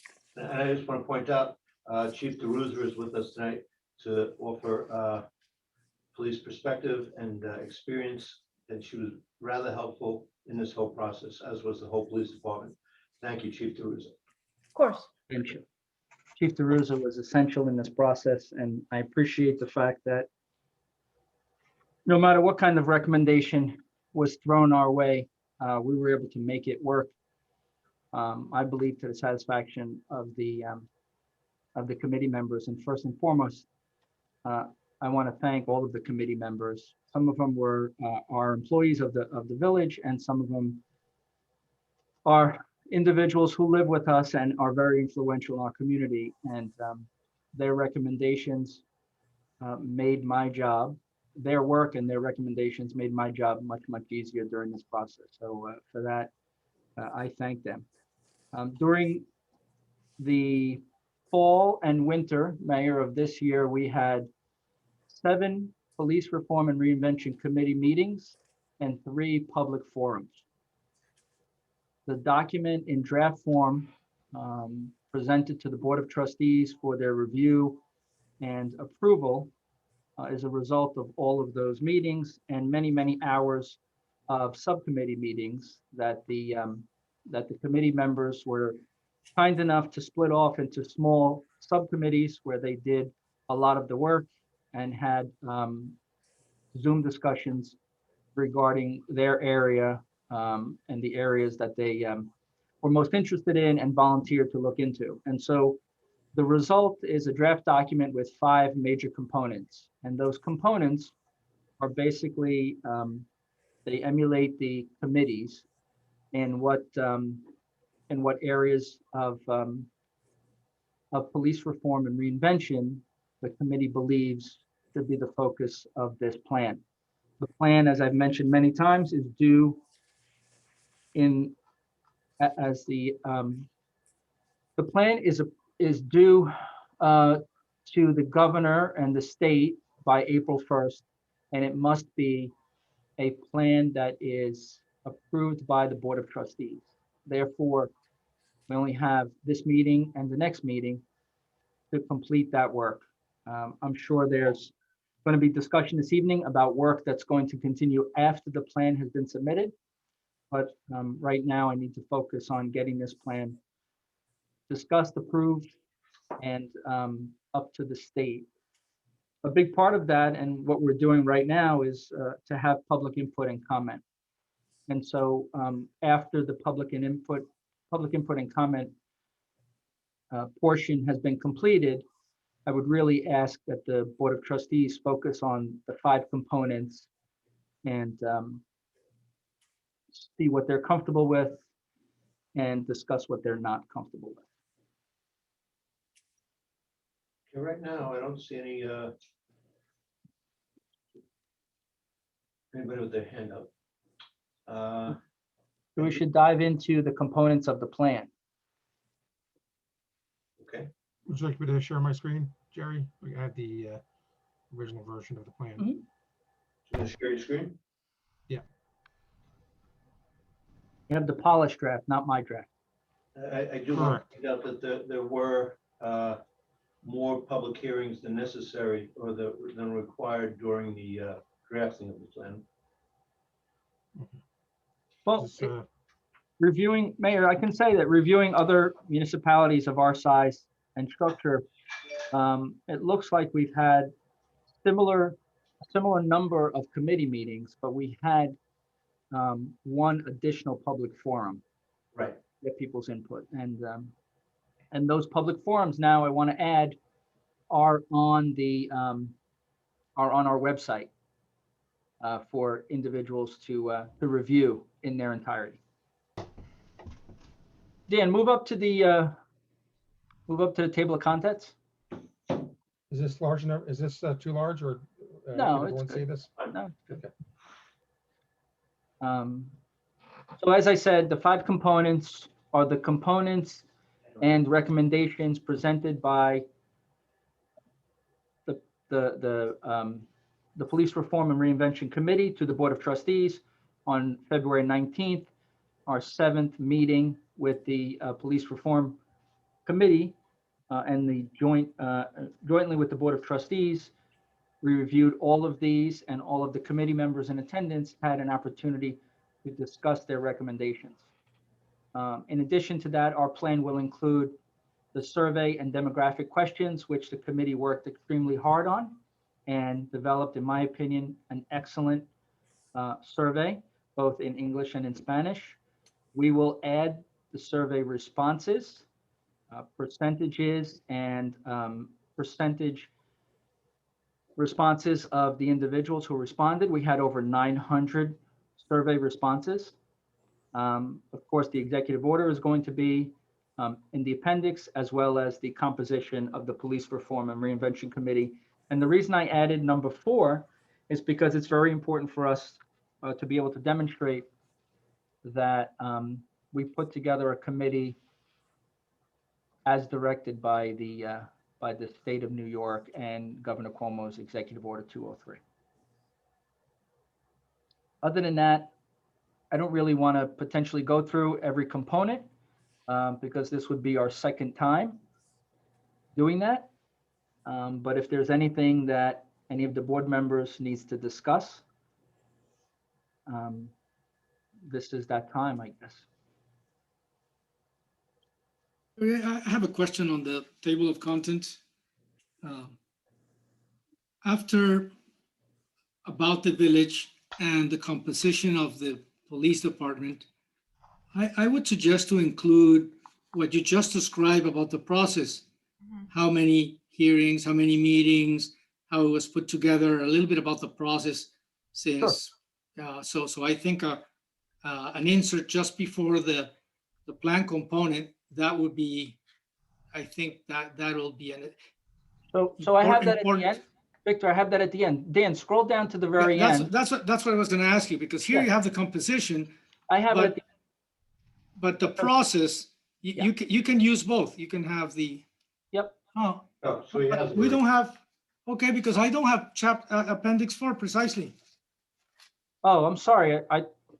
Appendix 4 didn't get to me. I have to blame Dan for that one. I got it. Yeah, I got it too. Not me, and I didn't get appendix 2. I don't either. Okay, so Well, appendix 2, I believe that's the survey responses. We haven't compiled all that yet. We haven't finished Filled that. in. We just have the survey. Yeah, we have the survey. I didn't put the survey responses in because we're going to put that in graphics. We're gonna add the graphics that are provided by SurveyMonkey into the survey responses to make it easy to view and to understand. But I think the composition of the police reform, we can eliminate appendix 4 and just add this. If the board agrees, we can just add this after the composition of the police department. That would be. My suggestion is you leave it, because I didn't know, but you have just explained the process, in a just narrative, short narrative, because this is all done. It's there. And you can cross-reference to, you don't have to repeat, but I think it'll be important to see how long it took to put together, et cetera. Sure, I have And then my question, then to wrap up my concern, I have 2 more. One is then when will the surveys be available so that the public can look at them?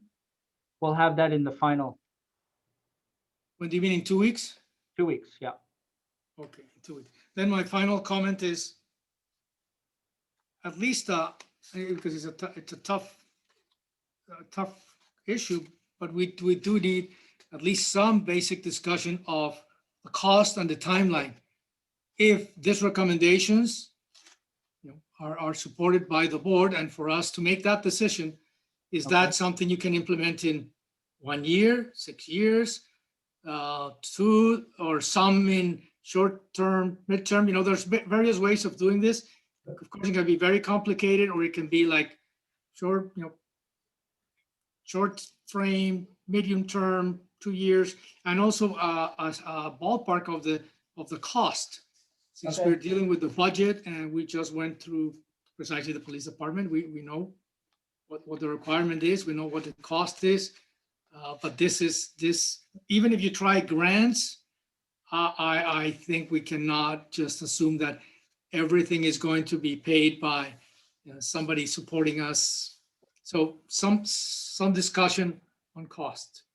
Yeah, and would you be okay with, if we added to the narrative, Well, timeframes like long-term, medium-term, short-term? Would that be sufficient? I think it sounds good. I You come up I would with do that. it the You can- opposite way. I do short-term, medium-term, and long-term. Okay, I'll do it that way. But Victor, you're thinking of something similar to what we've done with the comp plan, where you had like the matrix of priorities, and you signed them short-term, medium-term, long-term. Is that?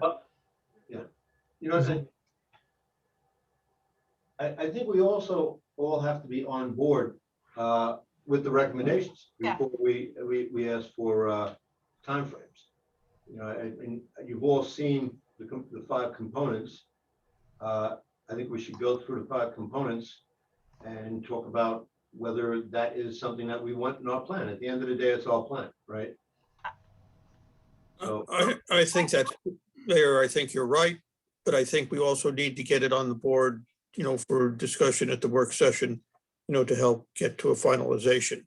So I think it's good that we include these as drafts, as the whole thing as a draft, and then we can go through the additions.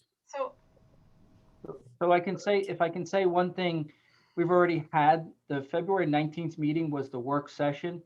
I haven't added or deleted anything from that work session discussion in this draft. It's exactly the same with a few more details involved by, we have to have this to Albany by the 1st.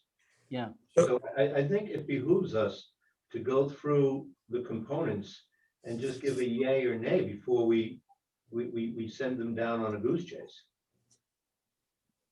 Trustee Natchez? Yeah, I think what we should do is at the last work session, suggestions that were made should be in red.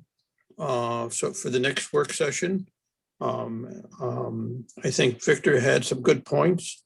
I have 2 additional comments. One, for component number 3 on page 10. At the end of 2.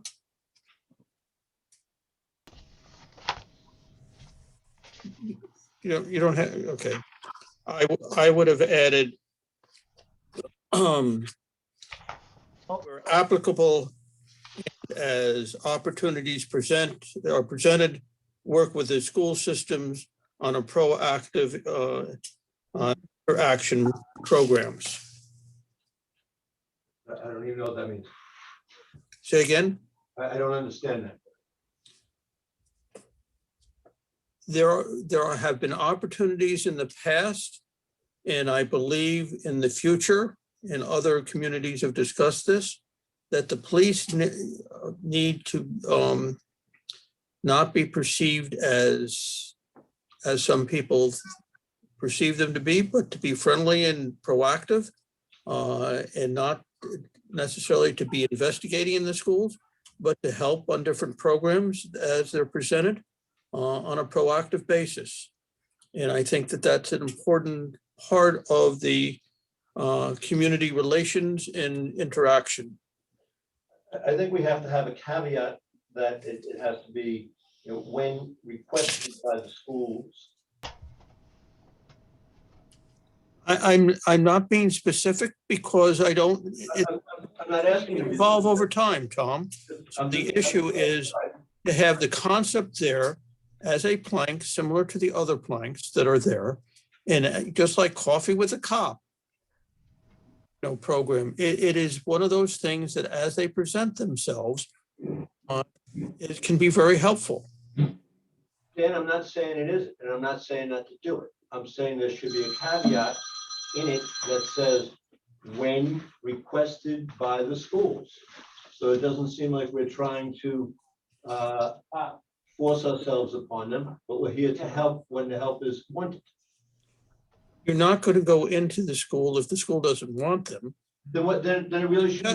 I'm talking, Tom. Then it really There should. are times when you have that the police can make a suggestion to the schools of an opportunity, and the schools can say yay or nay. And there are times that the schools can make a suggestion to the police, and they will say yay or nay. I don't think it's one-sided as to who makes the suggestion, but you're certainly not going to do it unless everybody agrees. I understand, Dan. All I'm asking for is a sentence to belay fears, because there will be people who say, look, they're trying to go into schools. Because we've had this situation before. And I don't know, and I'm talking now, Dan, and I don't know why you're so resistant to putting in a sentence when I'm basically agreeing with you. It's like, I can't even agree with you folks when I'm agreeing with you. Because your sentence was one-sided. If you said, it's not that the invitation comes from the schools. It can come both ways. It with the working with the schools. The sentence, as long as it's a two-way approach, I have no problems with it. But it doesn't happen unless everybody agrees. The schools are not going to ask to go into the police department. The schools will ask for the police to come. Right. The police can ask if they can come when they have a program. Right. That would be helpful. I don't know what the objection to that would be, Tom. Well, Dan, maybe you're not understanding because I'm not objecting. I'm trying to refine. This is amazing. I can't even agree with you people when I'm agreeing. You take issue when I'm agreeing with you. So let's work out the language then. The second thing that I had was a component 6 suggestion of operations that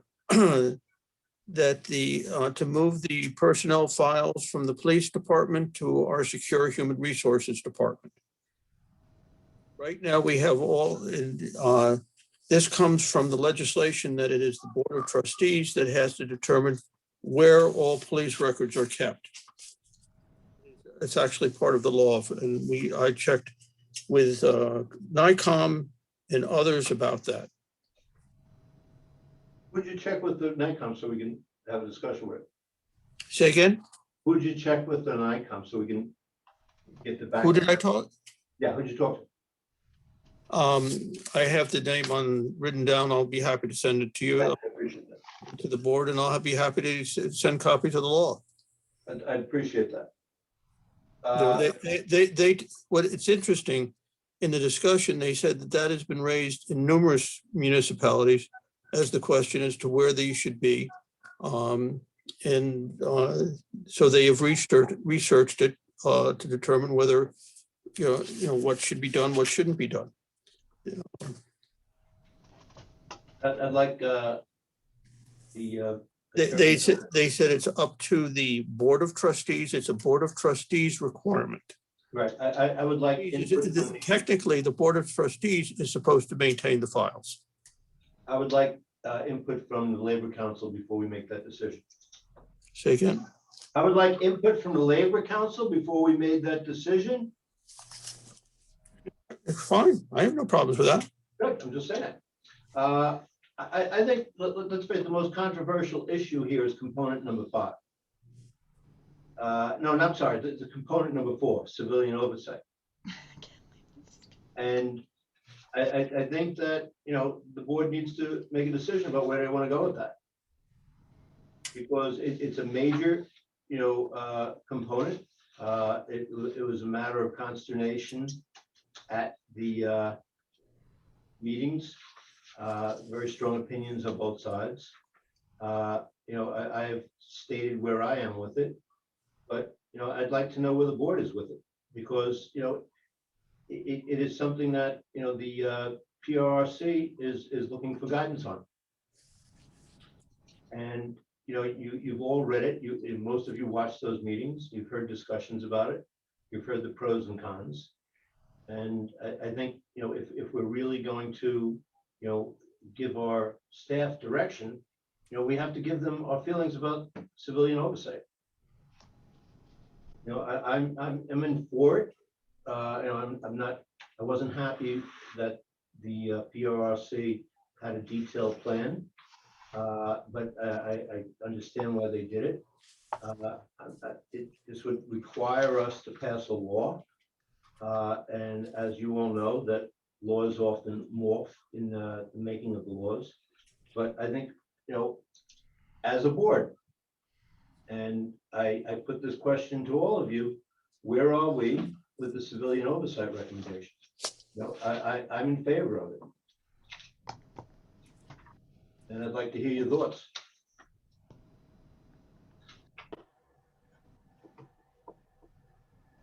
Kelly has her hand up. Hello. I wonder if there's been any progress in talking to our neighboring communities about joining and creating like a broader oversight board. Was there any progress on that? Not yet, because we're just finalizing the plan, and I'm not sure if the town is a little bit behind us or may have jumped ahead.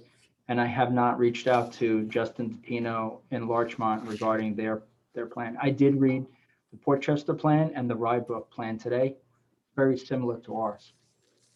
And they have review boards? Yeah. Yeah. That's Rochelle. Yeah. Rochelle has one for sure. Yeah, I read that too last week. You know, what I wanted to say is I was at the NICOM legislative conference, you know, virtually. I was here at the conference, and there was a whole segment on these reports, and it was interesting because it was, and this is, you know, it's the governor's mandate, but it's our report. And, you know, they're going to look at the reports, but they're not critiquing the reports. And so, you know, we do have a hard deadline, an absolute hard deadline of April 1st. But that doesn't mean we can't continue to make changes as we see fit. So I think we need to, you know, keep working and really think about these 5 recommendations and get the report finalized. But I think in some way the committee needs to be reformed to keep on going, because it's not as if, you know, we're not going to just file this report and do nothing. Then we need to implement aspects of the report. That's really the goal. And so April 1st is a hard deadline, but it's not as if we're going to get a bad grade if our report isn't perfect. Well, one of the main components is component number 4 here. And, you know, if what I'm asking is, you know, are we in favor of the concept?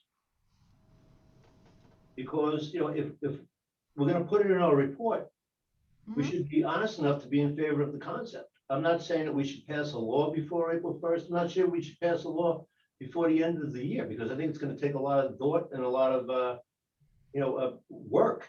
But, you know, I think that it's only fair that if we're going to put something in a report as the recommendations of the Village of Mamaroneck, we either stand behind it or we don't. Tom, I agree, and I'm kind of surprised that we don't have more members of the public here tonight, but we don't. And so, you know, maybe we'll have more, you know, in 2 weeks, but that's really our last time that we can finalize what's going to go to Albany. It's not our last time to finalize, you know, or to implement the plan. And I am in favor of a civilian oversight committee, and I think, you know, from what the committee said at the meeting on February 19th, it wasn't that there wasn't support for it internally. It was that people had different ideas of how it should happen. And that alternate is listed in the plan. Yeah. So look at the plan. I put that alternate in there because it was a discussion. And there was some people who just were dead set against it. Yes. Some people were. So I mean, I'm glad you're in favor of it, and I'm glad you but you know, we can't put this in there unless we're in favor of it. It just wouldn't be honest. No, we shouldn't. No. No, I'm in favor of it. In principle, I think the devil's in the details. I'm particularly concerned about the requirement of training all members in procedure and law. And I think that training could be costly and burdensome and time consuming. If this is a group that's going to have 1 or 2 complaints a year, I hope it's not more than 1 or 2 complaints a year.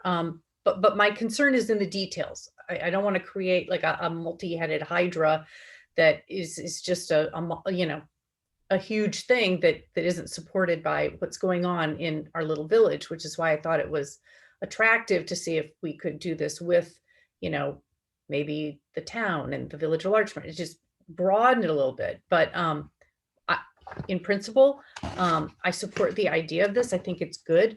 I just think the devil is in the details. And to Nora's point, perhaps the report can embrace the idea of a review board generally and agree to work toward, perfecting how we train people and how we, make up the board but agree to work on that, work towards that in the future.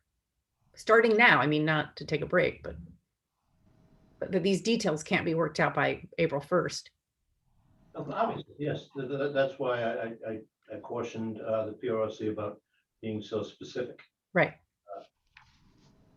But, there are other communities that have done it before, Ossining, which is very similar to the village of Mamaroneck.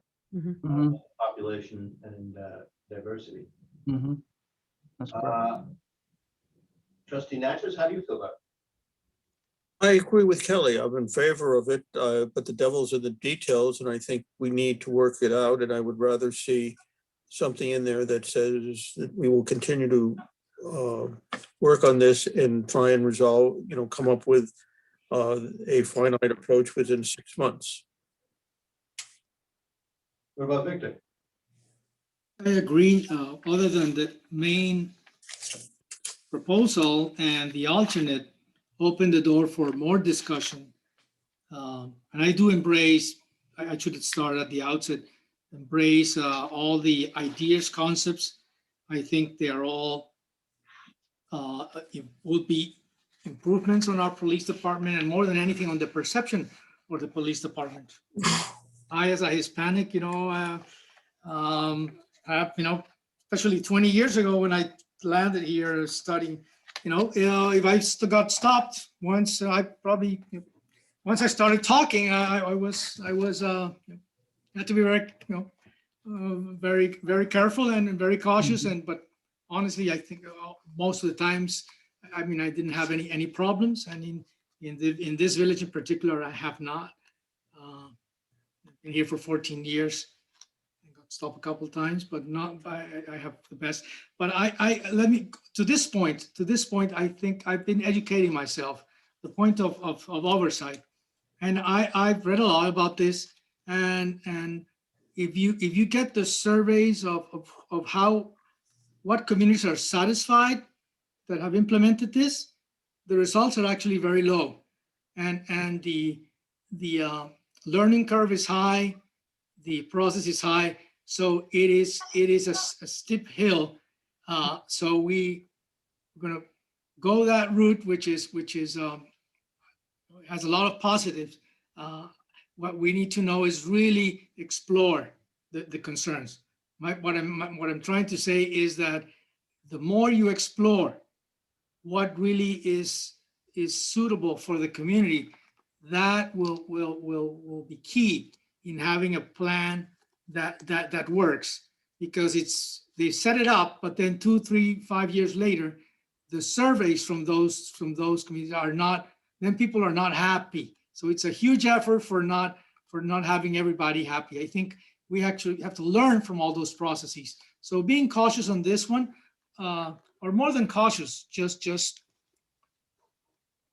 making sure that diving is going to take a big undertaking, I think is the main point.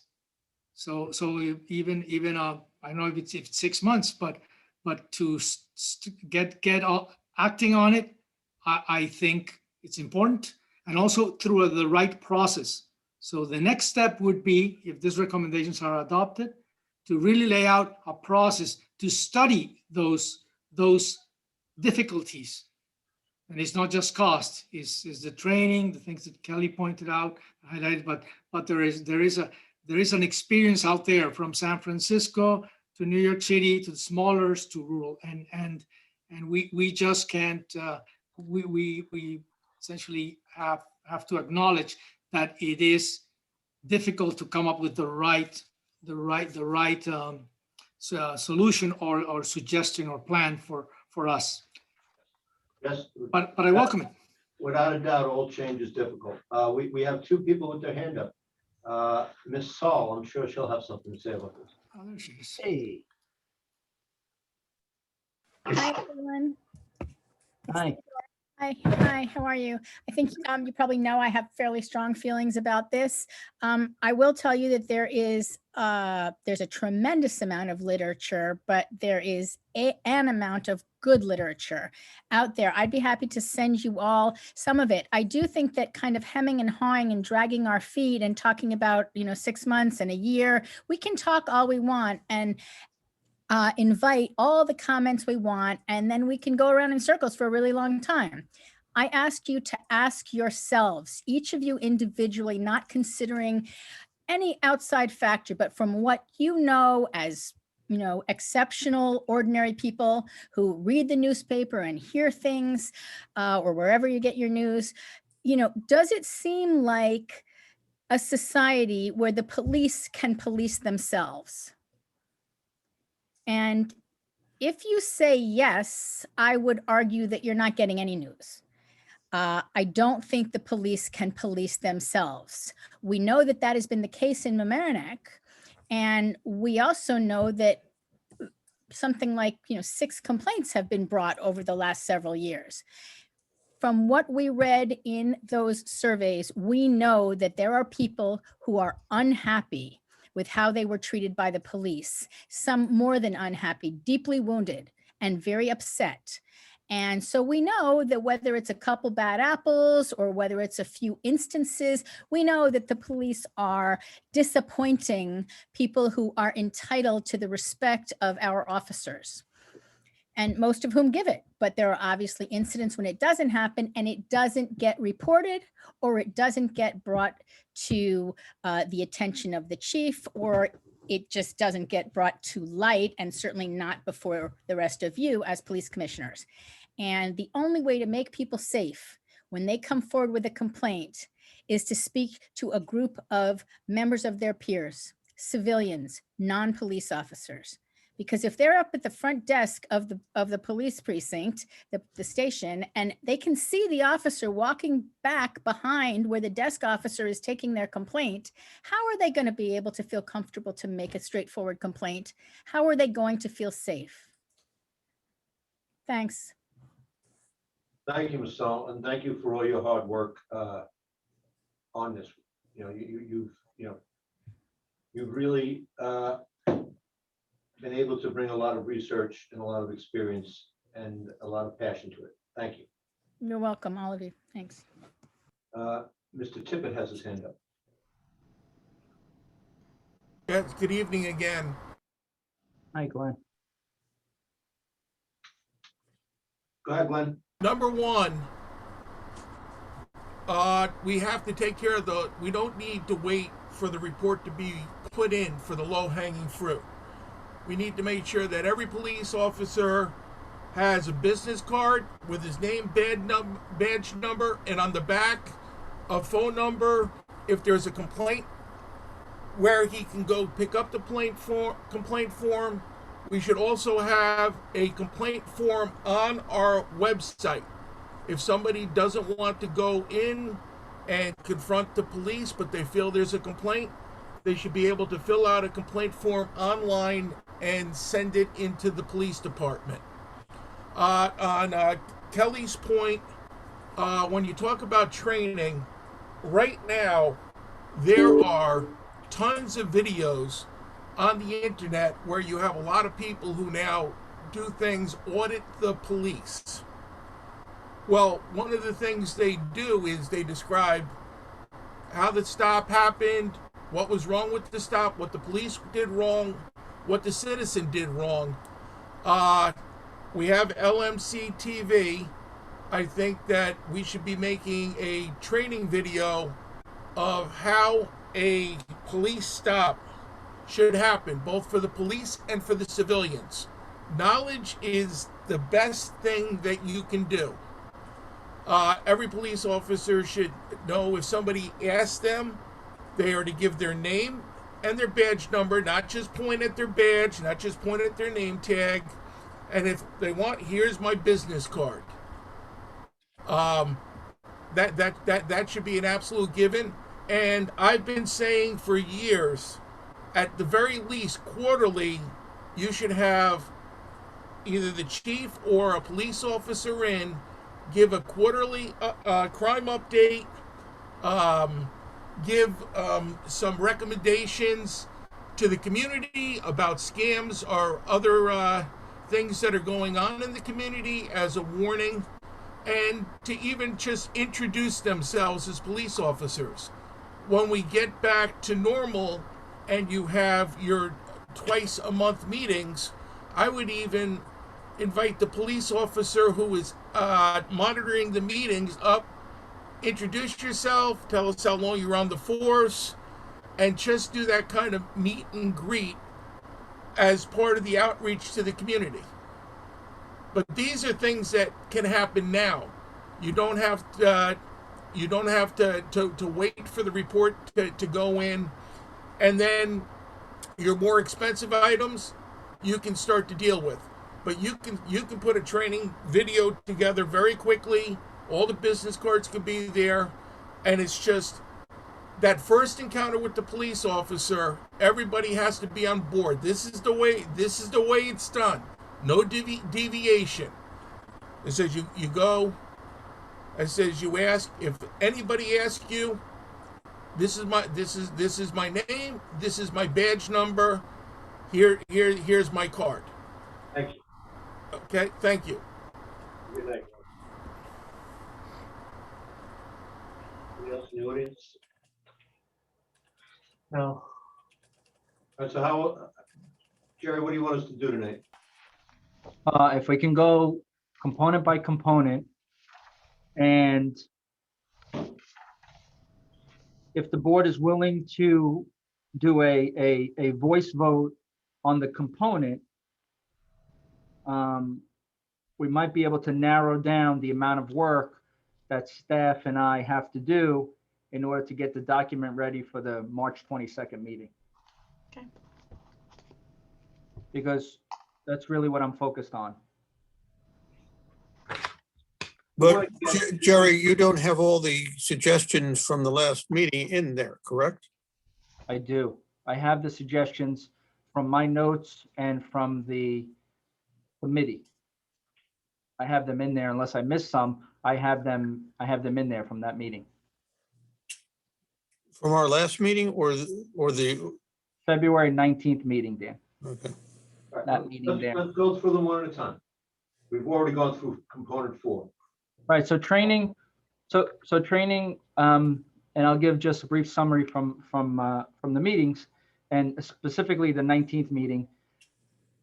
The subcommittee of the PRRC, who worked on training recommendations, analyzed with the assistance of the chief and staff and her superior officers that a lot of the training that we're doing is exceptional, and that we should continue doing that type of training and supplement the training as it's offered by the county.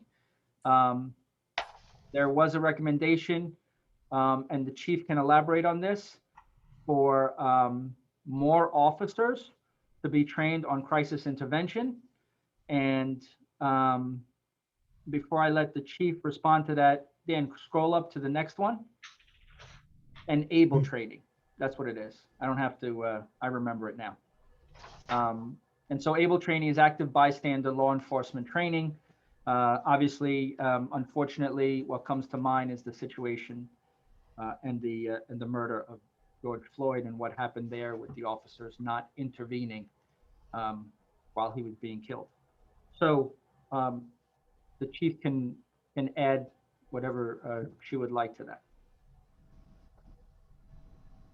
Okay, so Jerry, yes, like you said, so the crisis intervention training, we already have plans for officers to continue to take that training at the police academy, 3 years scheduled for this quarter, I believe it is, and then 3 in the fall. So that happens, the police academy offers that class twice a year. So based on manpower, we're able to get a certain number of officers into that training each time it's being offered. So obviously the goal is to have all the officers, at least in patrol, to receive that training. Is that free to us? Yes, it is. Great, okay.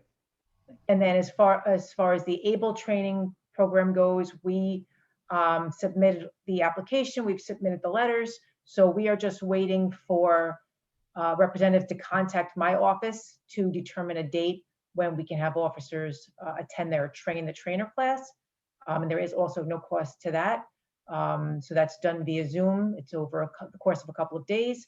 And then the officers that receive the training will then in turn train the rest of the department. Chief, if I could ask on the SIT training, is it the department's intention to train everyone? And how long potentially could that take? So the answer to that is yes. I believe we have 8 to 10 officers that are already trained. And then if we try to do another 6 a year, it's going to take a couple of years. Okay. You know, the only other alternative may be to have someone come in-house to do it, but that would probably require funding, or that would be at cost, because officers would either have to attend on an overtime basis to get everyone done more rapidly. And then when we have the trainers in our own department trained for ABLE, then we could work probably fairly expeditiously depending on scheduling. That's correct. So what we would do is we have certain contractual training days per year. So we would utilize one of those days and we could get the training done probably in 2 weeks. Great. Okay. So that's the training, free, no cost. We would do everything like we want to do in most other departments, in-house potentially, or with partnering with the county. And then it would be a medium-term timeframe goal for our officers to be trained to have their SIT training, and then potentially even a similar timeframe for our ABLE training. So that I'm just trying to add some of the information that Trustee Tefor asked for. So Mayor, we would need some kind of a voice. Dan, scroll up a little bit. Is there anything else on this? It's the ABLE training, the SIT training, and continue the existing training protocols and programs. All right. So if the board sees or wants to add additional training that we may have overlooked or not added to this, I believe that would be something we could add if the board agrees. But if Mayor, you could call for a voice vote on this component, then we could move on to the next component. Okay. Why don't we, if somebody has something to add, they'll say it. So essentially it's you work to unanimity, right? Instead of just breaking it up pieces. No, what he wants to do is note that the board has. Point one is okay with this. I don't think anybody has an objection. I think because that's you hear from the others' comment.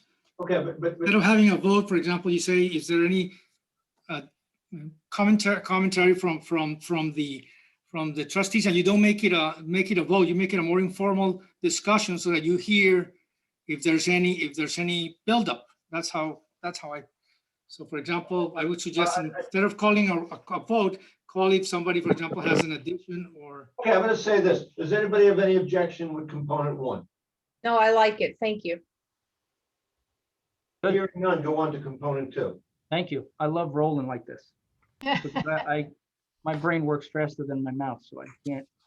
Okay, policies and accreditation. Obviously, I know we've talked about it for quite a number of meetings at the police reform committee. And I know that it has been discussed a couple of times here with the board. It was discussed on the 19th, but accreditation has been a goal of the department for a long time, and the chief can take it from there if she would like. Sure. So we've filled out the application indicating our intent to become accredited. So the goal is to try to get everything in place by the end of this year, because policies have to be in place for 90 days before the assessors will come to look to get us accredited. So hopefully by the first quarter of next year, we can hopefully go through the process. So we're chipping away at it. So right now we're going through all of the key components of accreditation. There's 100, and I believe it's 110 or 111 standards that we have to meet. So we are on our way with trying to complete this. Are you aware, Chief, of any cost potentially associated, or is it just the development and then approval of policies in various forms? Right. So a lot of it just has to really do with policies and making sure that the verbiage contained is in compliance with a lot of the state protocols. Okay. There are some things that have to do with evidence and evidence safekeeping that we might have to make some upgrades to our current system. So there might be a cost associated with that, but I don't think anything that's going to be, anything exemplary cost. But most of it is policy related. Yeah, we built in my previous municipality, we built a 12 by 12 evidence room in the basement of Village Hall, and it cost us, with the alarm system, under $10,000. It wasn't a lot of money. Dan, scroll up if you could. No, I mean down. The other up. The other up, right. Keep going. Power DMS, so we currently pay for Power DMS. We have two platforms. We do one for the employees and the volunteers, and then we have a separate Power DMS contract for the police department, independent of the village. It doesn't mix, and it's completely separate. So as I said in the narrative in front of you, that this provides us the ability to achieve a component or standard 55.5 of the accreditation process, and that was something that Chief Leahy identified as soon as I introduced Power DMS as the distribution platform for the future. So this cost us $10,000 a year, but it's already implemented. And we found it very helpful and effective already. Good. Quick question, best case scenario, when do you think the department could be accredited? So like I said, when you make any changes to policies or procedures, it has to be in effect for 90 days.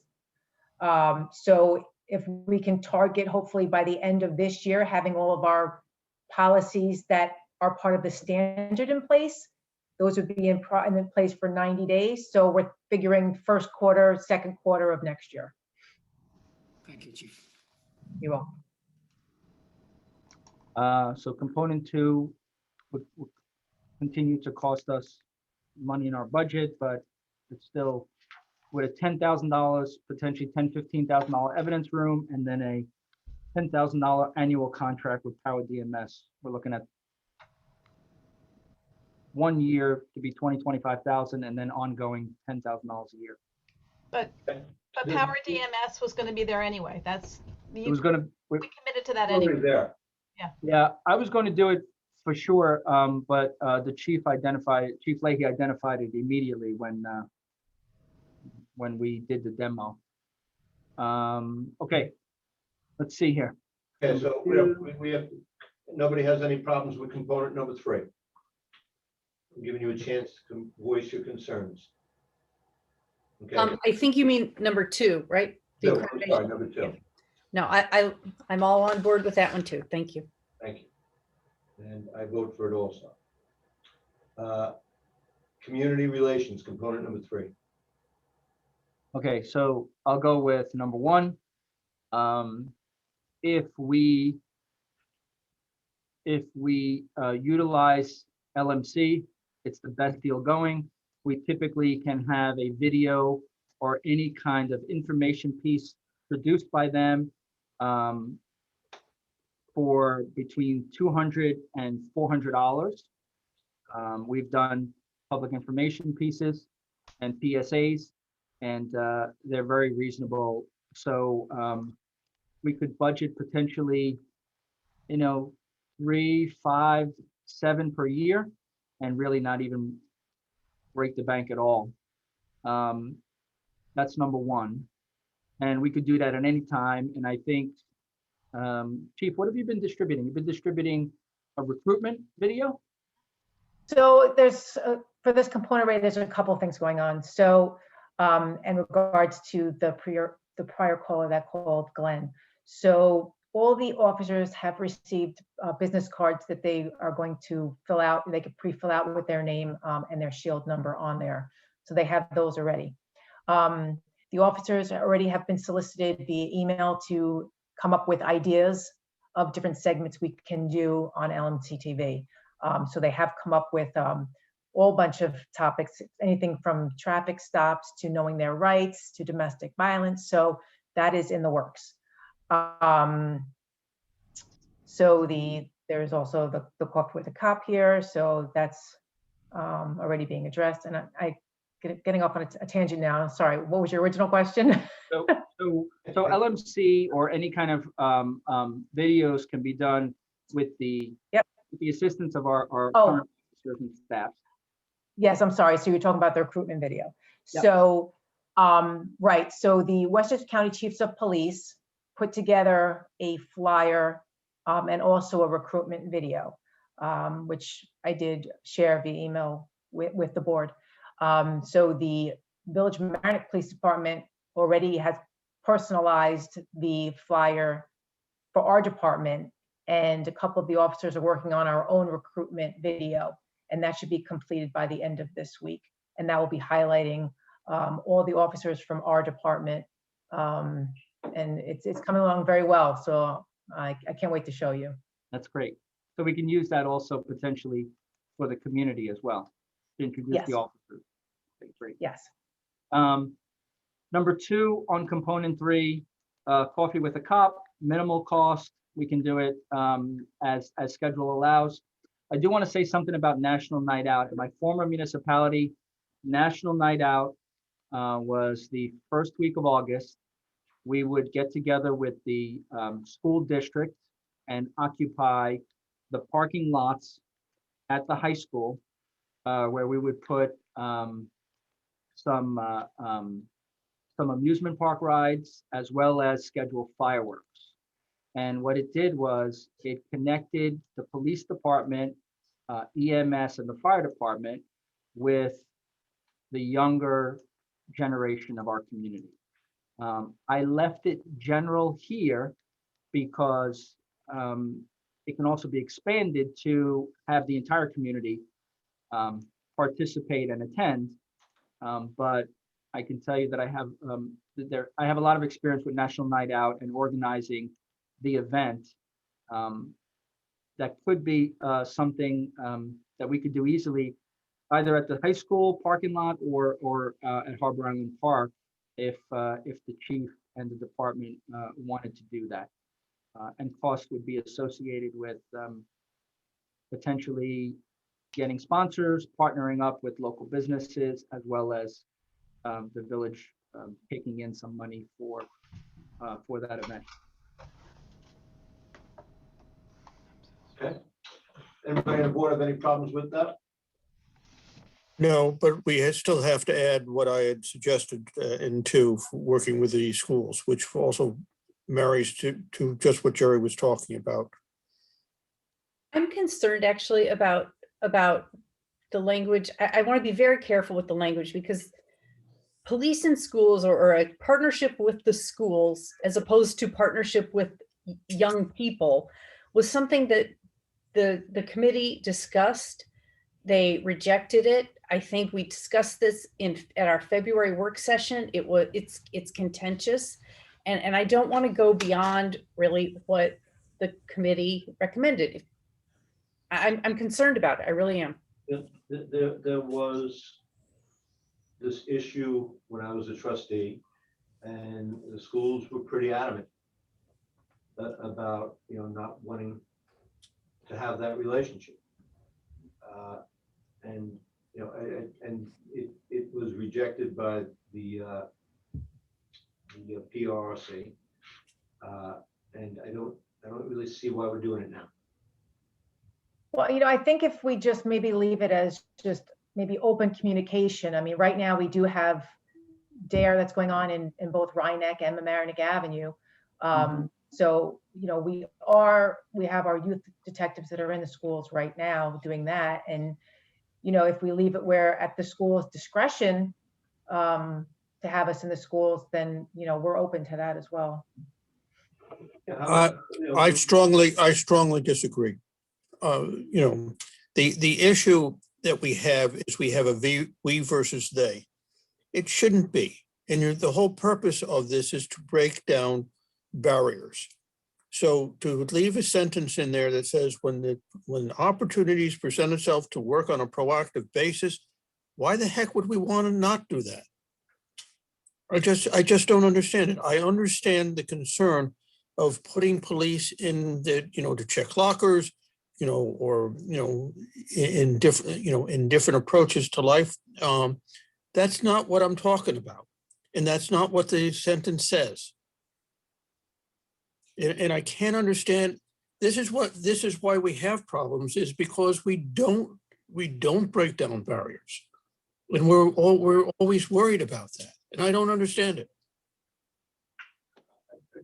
I think that, as I said before, this was an issue that they dealt with and rejected. This was an issue before that the school boards dealt with and rejected.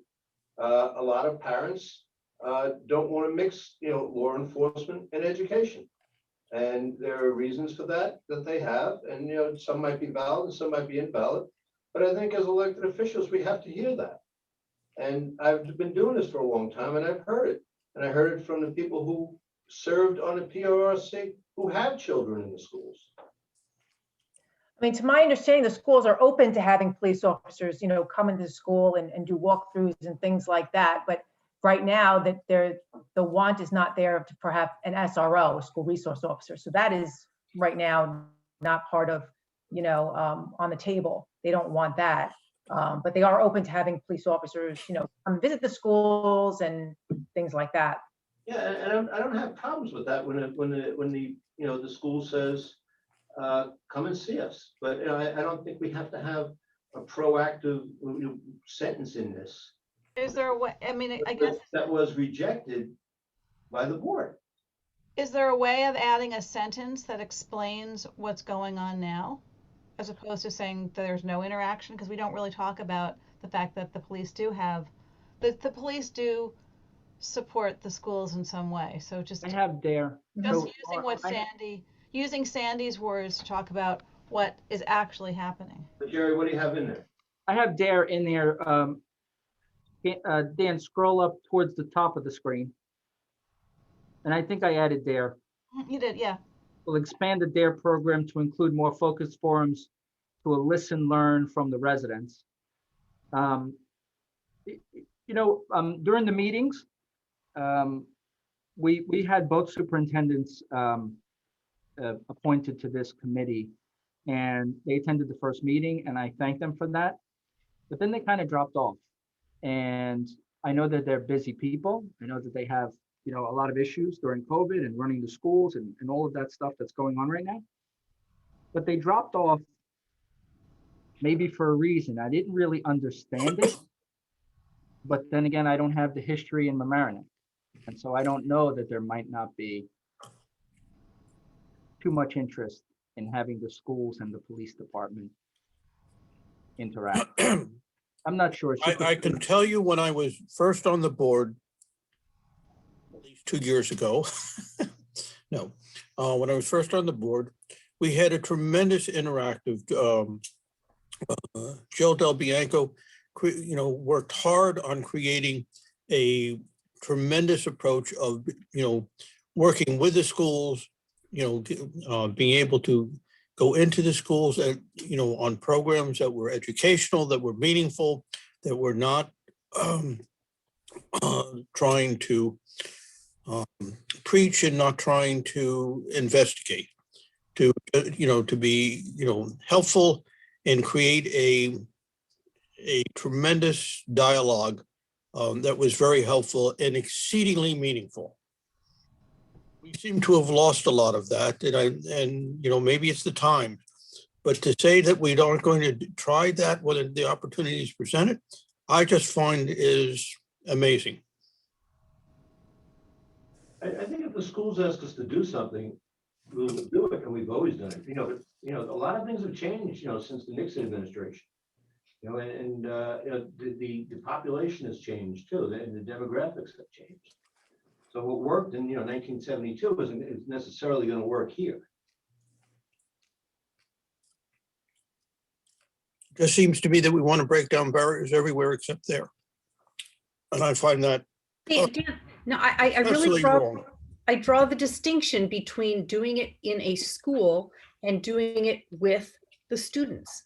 I mean, the National Night Out is a perfect example of you get that student population interacting with the police. It's just not in the school. That's the controversial piece of it. In the school, that the committee, I don't want to do something that the committee doesn't want done in this report. I mean, you can have DARE programs, you can have school programs that are worked out between the boards of education and the police department, all you want. I just don't think we need to put our voice in that discussion in this report that rejected that. That's all. We can agree to disagree. Okay. I just find it conceptually totally backwards. I know. And from what I understand in talking with people, it was not a unanimous decision. It was a controversial discussion, and I understand that, and I watched that. The concerns were based upon investigatory issues and being perceived as investigatory, as opposed to being proactive, and that's why I put the word proactive in there. And, because that's what you're trying to do. If the majority doesn't want to do it, they don't want to do it. National Night Out is I feel scheduled. exceedingly strongly about this, and I think lack of doing that really just shows that we're not really interested in breaking down barriers. I really wish you wouldn't characterize. I understand. Yeah, that's like, I'm not getting my way, so you're not playing the game right. That's just not fair. This is a vast plan, and to say that we're not interested in breaking down barriers when this barrier that you're talking about has been considered and rejected by the PRRC in lengthy discussions that you were not involved in. By people who have children in the school and who feel very strongly about this. Tom, 30 minutes ago, you were in favor of it. Now you don't see. It's all perspective.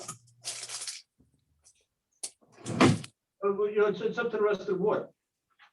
You think that this is worth it?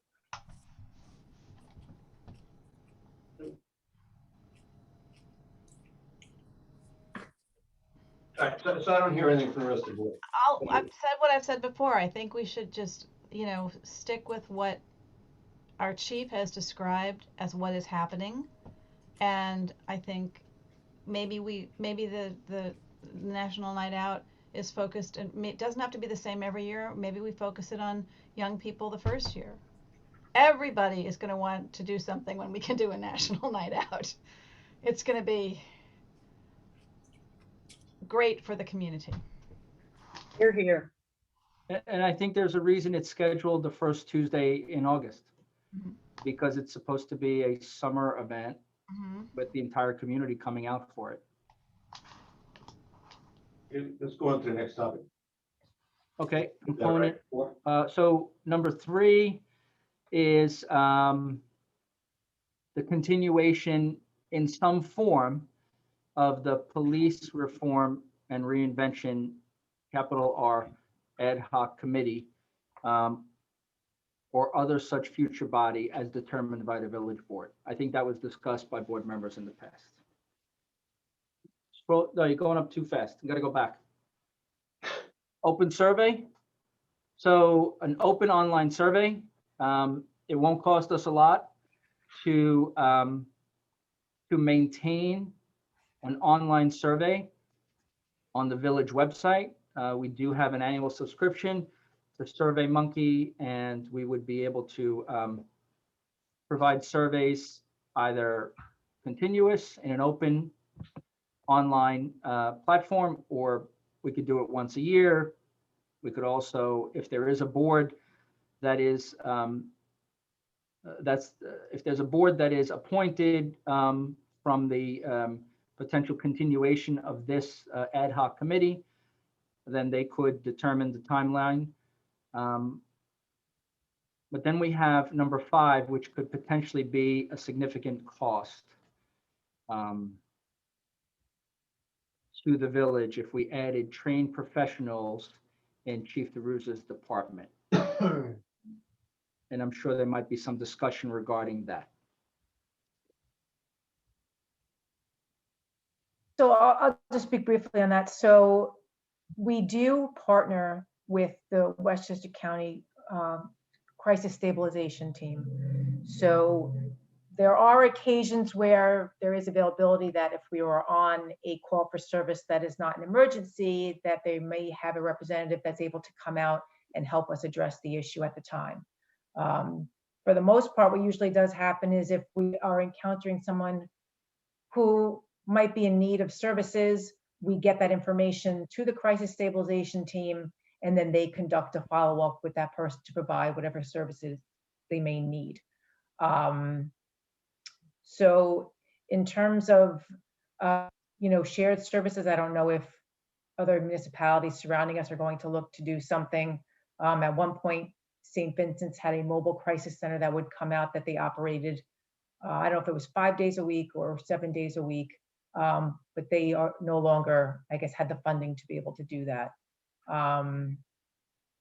So, as part of some of the discussion that came up as well was people sometimes don't know who to call.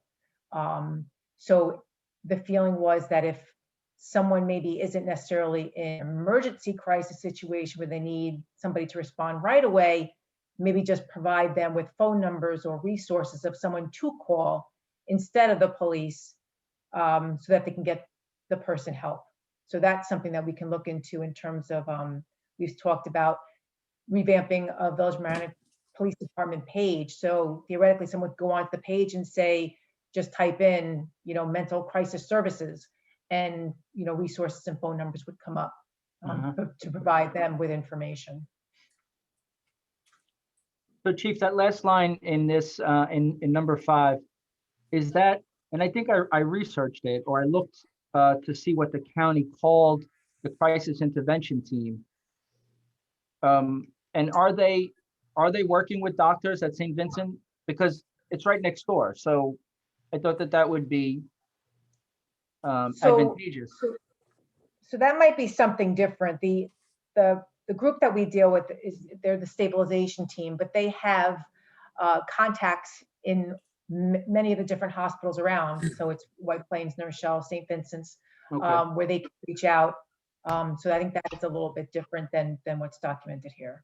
Okay, so then if you could have someone from PD provide the specific, what we need to add to this, then that would be good. We'll I will. Dan and I, and we'll add it. Okay. Okay. Okay. So can I just have a question about that. I mean, is it reasonable to have that kind of person on staff in the police department? And we're a pretty small department. Is that like is that a staffing priority? You know, based on, I mean, I feel that based on the amount of calls that we probably have per day, it wouldn't be cost effective to have somebody working permanently with our department. Hence the reason why we use this crisis stabilization team.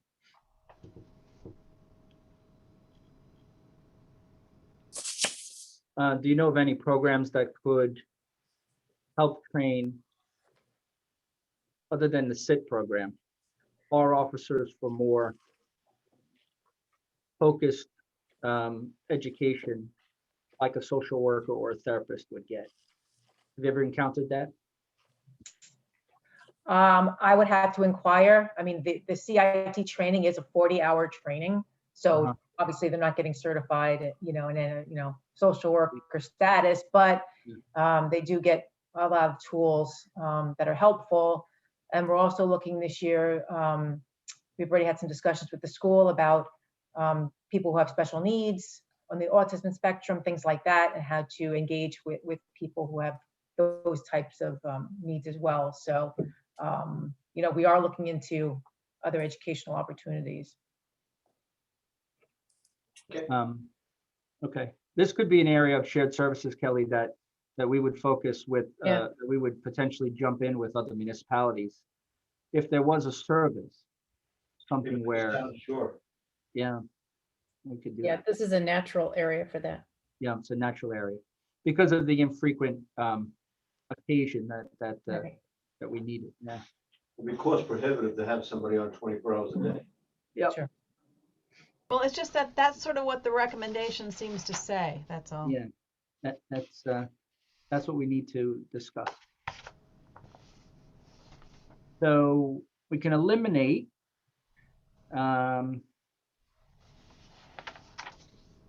we can maintain the current resources or maintain the police department's ability to utilize the current resources and then get the Westchester County team, make sure that it's correct in this plan before we submit it, if that's something the board wants to do.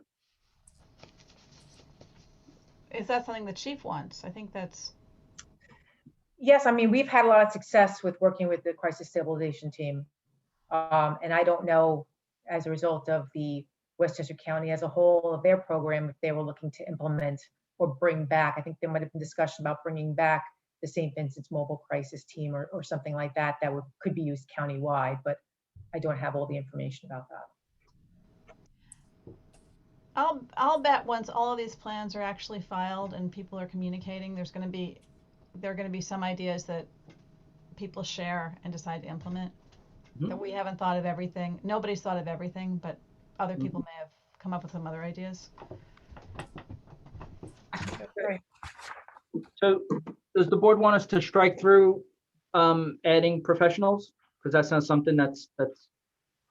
How about consider working with other communities to have professional assistance when necessary? Okay. Can add that. That sounds right. Continue working with the county or exploring additional resources that can be provided by the county, because that could be up in the works.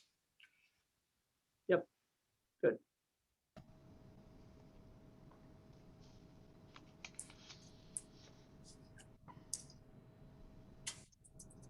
Okay. Take care of that.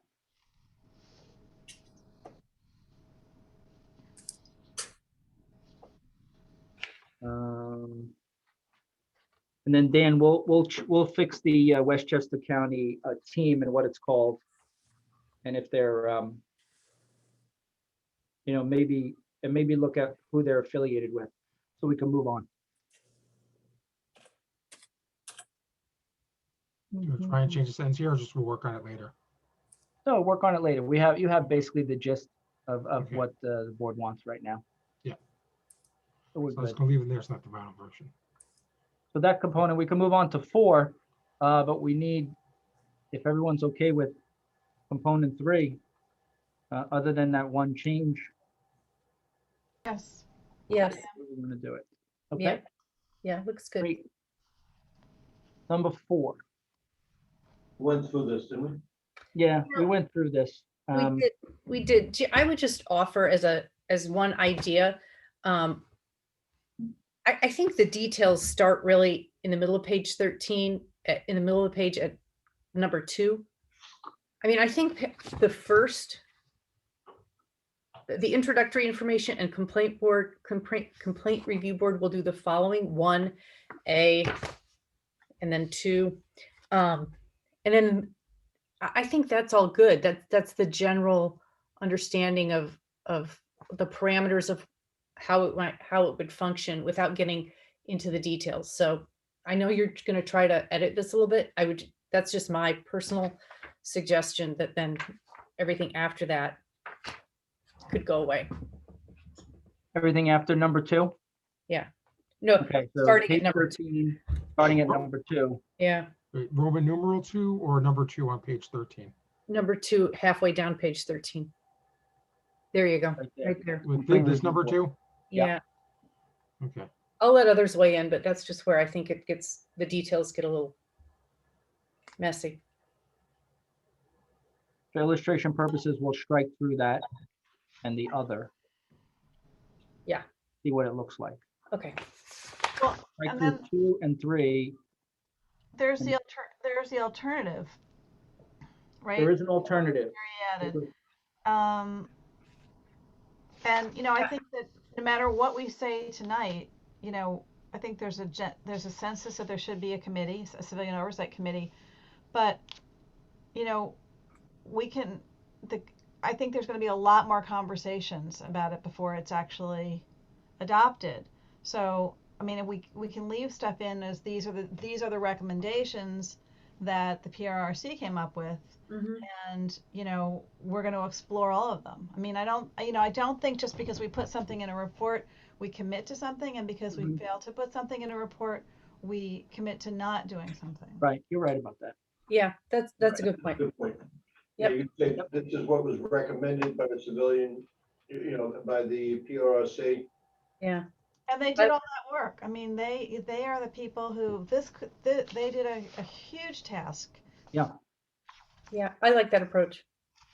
And we had police staff involved in this subcommittee. It's not like they were excluded. They were a big part of it. And right, and during the process, I made it very clear to them that, when passing a law, things are very liable to change, and and they understood that. Yep. Okay, so we discussed 4. Let's go to 5. 5 has quite a few recommendations. So things like community policing, I couldn't speak to. I'm not a police officer. Rotating officers, the chief could provide some substance to that. Community justice and individualized justice. Car stops. This is all police operations. There's not much here for me to comment on. Somebody from the board have any questions? Were there any areas here that the police department felt were problematic? So if you could just, scroll back up. So I think we had the work session. I think I had made a couple of comments. So, as manpower would permit, to increase foot patrols. So we talked about that. Tried efforts to try to rotate again, officers may be assigned to midnights to try to get them working during daylight hours so that there's more engagement and people can see them.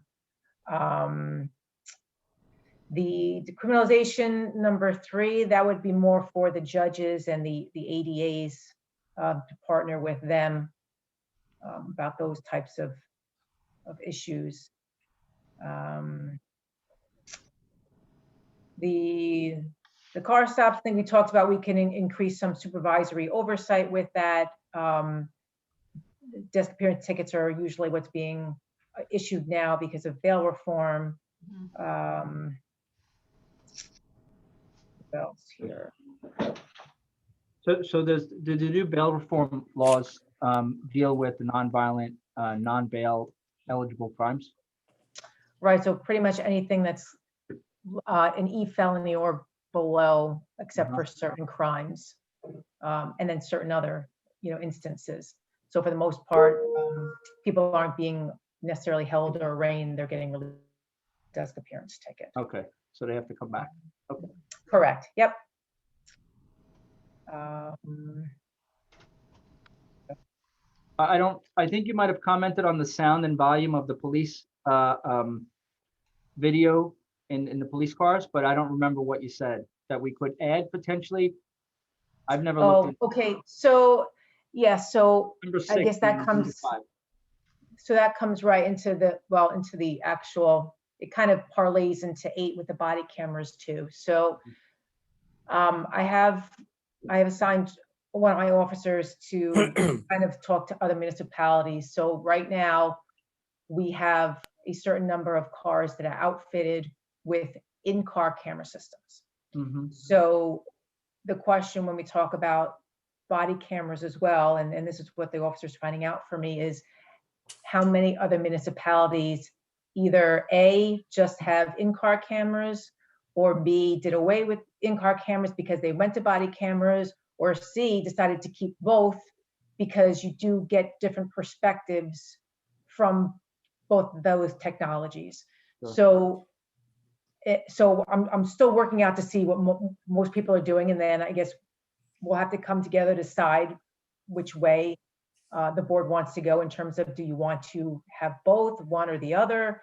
Because that's going to tailor, if the village decides to fund body cameras, which manufacturer we would go with, because we would want to keep them both the same, because it doesn't make sense to have one manufacturer for body cameras and one for in-car camera systems. It would make sense because they work together to keep, one manufacturer. So we kind of have to weigh out, and I can put something together for the board about the advantages and disadvantages to both. It's just a matter of what people want to see. We would have to spend money to outfit a couple of additional cars for in-car cameras. And then we talked about the cost of outfitting all the officers in patrol with body cameras. Okay. Would it be better to move number 8 to number 6, just have those two video items together? Number 5 and number 8 potentially would be One item. tandem. Yeah, we'd have to do them at the same time. Catch, Dan. So everybody's in favor of doing both? I am.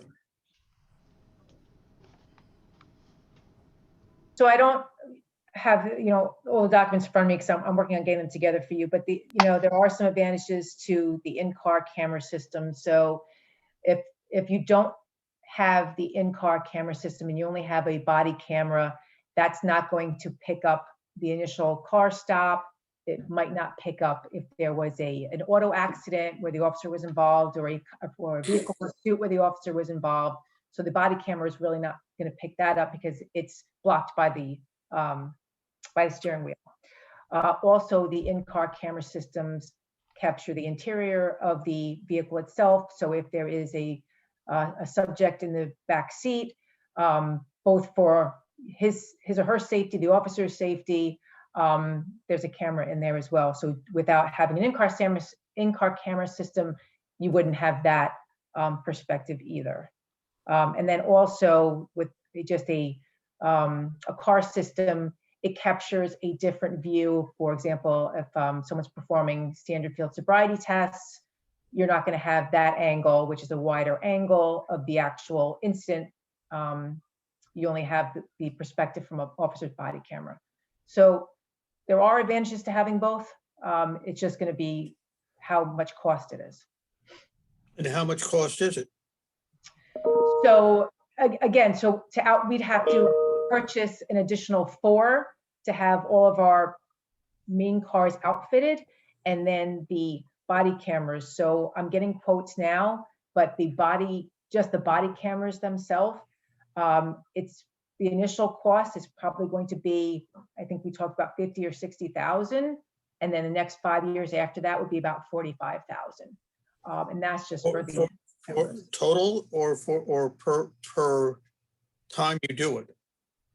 In other words, you're saying you're close to $100,000, and that is for 100% of what is needed, or not? So yeah, so the initial cost for the first year would be to outfit the officers with the actual camera systems, to get the charging stations, to get all the equipment. The years after that are more so for the storage. And that's just how much they cost is storage fees. And that's about $45,000 a year, just for body camera storage. But if we went to if we're going to keep both and went with a single manufacturer, there might be other kinds of deals, promotions for that cost. So I'm working on getting those quotes together. It's just a matter of, again, if you want to go with one or the other or both. How do you? But if I'm hearing you correctly, both is 100,000 plus, correct? So I would have to get the numbers for the actual in-car No, camera. just ballpark. Not to be held to it. It's not a budget number. It's just, conceptual. So, yeah, I mean, it could be, I would be conservative at saying $60,000 a year.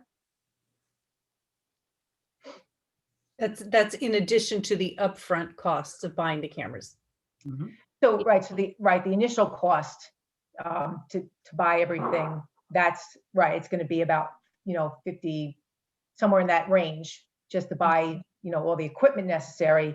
And then the way that they do it is you can, instead of paying it all up front, you can do it over like a payment plan over 5 years. And it's about $50,000 a year. Chief, is the video from our police cars stored? Are we managing that video, or do we have a cloud vendor for that?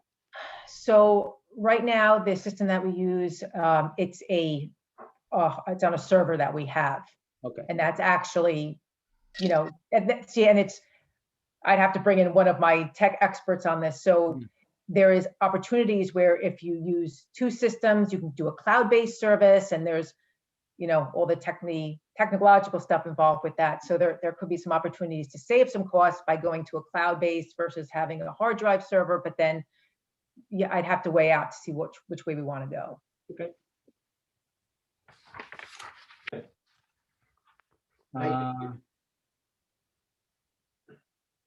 Tips line. I'm not really sure. The tips line was something I remember growing up, but I'm not really sure if they're utilized still today. So again, we talked about one of the recommendations was, and it's actually the next one, 9 and 10, is revamping our web page, and part of that would have two things, would be the actual like a link on there to click for tips, but then also if someone calls the main PD number, there's an opportunity to hit an extension to leave tip information. Okay. Okay. And then 10, maybe something that the board may have discussed in the past. And that's a recommendation that came from from this subcommittee.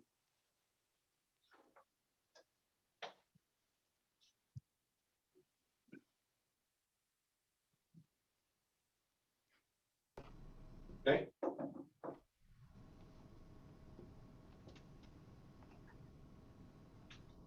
Okay, let's move on. That will require a change in policy, right? We're doing local. I don't know if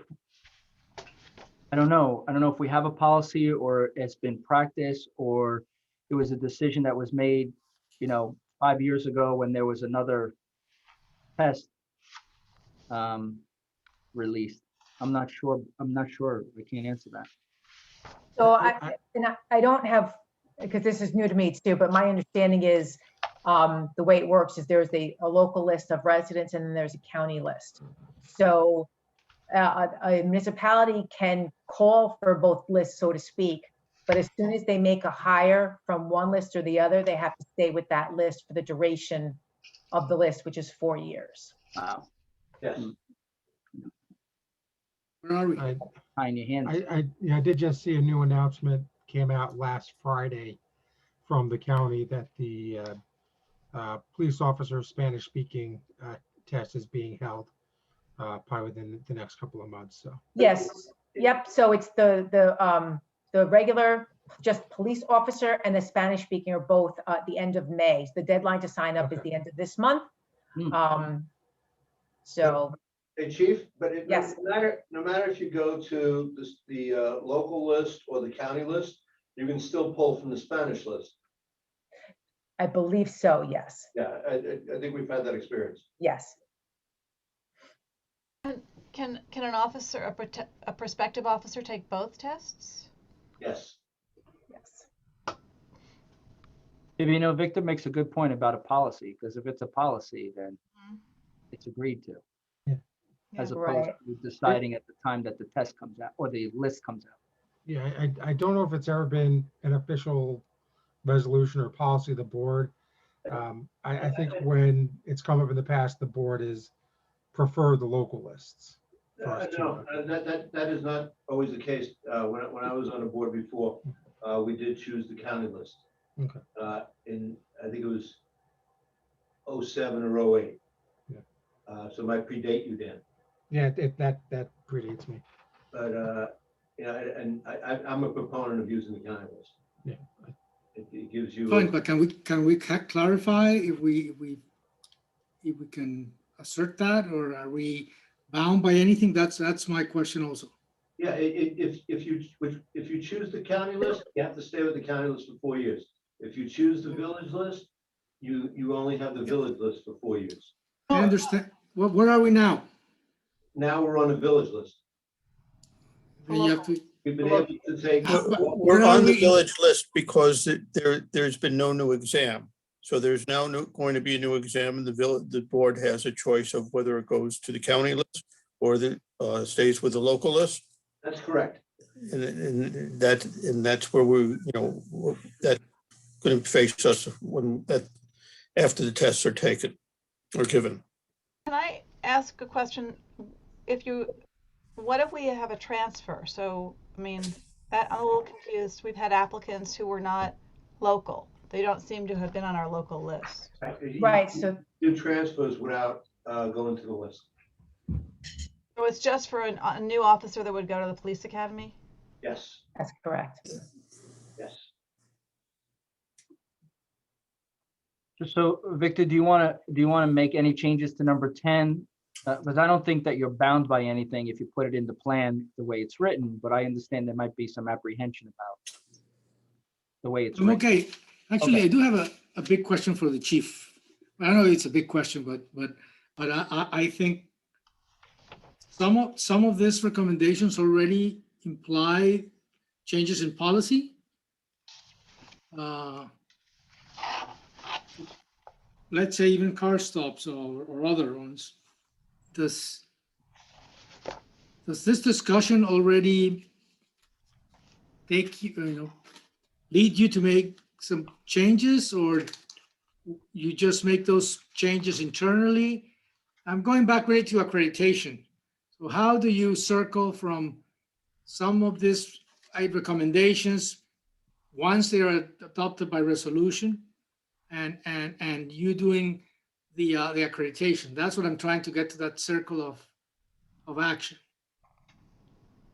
So, right, so I think my understanding is with a lot of municipalities, so with all these recommendations, so it just so happens that, a lot of the recommendations are things that were already being considered or already being put into place. So, they can still be put forward as recommendations because they're not necessarily in place yet, but we're looking to put those in place. Okay. But So we they have- end up being a policy. They will end up being a part of your internal policies, right? There has to be a sync between, once you go through your own procedures, there's a lot of areas that touch with all this. Are you talking about just the accreditation? Accreditation and the own manuals, the police manuals, right? Right. So basically, the way it's kind of twofold. So we're doing two things. So as part of revising our current manual of police to bring it up to date, we also have to ensure that certain policies that are part of the accreditation standard have the appropriate language in there to meet the standard. So what we're trying to do right now is focus on the policies that have to do with accreditation, because obviously we want to achieve that first. So it's still going to be an ongoing process with all of our policies, but we want to try to target the ones that are a part of accreditation first. So are you saying that it makes a difference or doesn't make a difference whether it's the local or the county list for the purposes of accreditation? That has nothing to do with that, to my knowledge. I mean, Has nothing to do with accreditation. right. I mean, I know that there is separate conversations that have been had with the county in terms of changing some of their protocols regarding the civil service lists and the way that they implement the test and the scoring standards, things like that. But that's something that's totally different. I'd like to suggest we change 10 to read the Village of Mamaroneck Police Department recruiting be made to promote more diversity.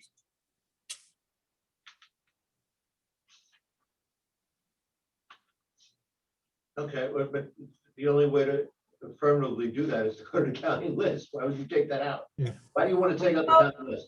The only thing that, we can say with that about, promoting diversity is that, hopefully with a lot of these initiatives that are being put in place and recruitment videos and things like that, that I think the hope is that whether it's a county list or a local list, that you will be drawing people of a more diverse group to take the tests. So Yeah. I think that's what the recruitment initiative is about. Yeah, I think there's another sentence earlier in the plan which refers to working within unfortunately working within the confines of the county civil service process to promote diversity within the department. I can try and find that for you.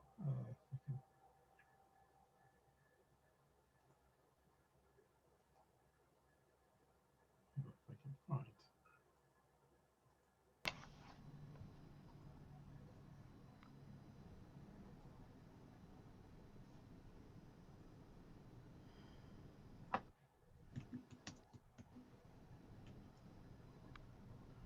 Yes, is working with working within the protocols of the county civil service. The VMPD has sought to hire officers representative of the Mamaroneck community. So we do have some language like that earlier in the plan. We can, mimic that or expand upon it if that's what the board would like to see. I think this is a good recommendation from the board. And I wouldn't remove it.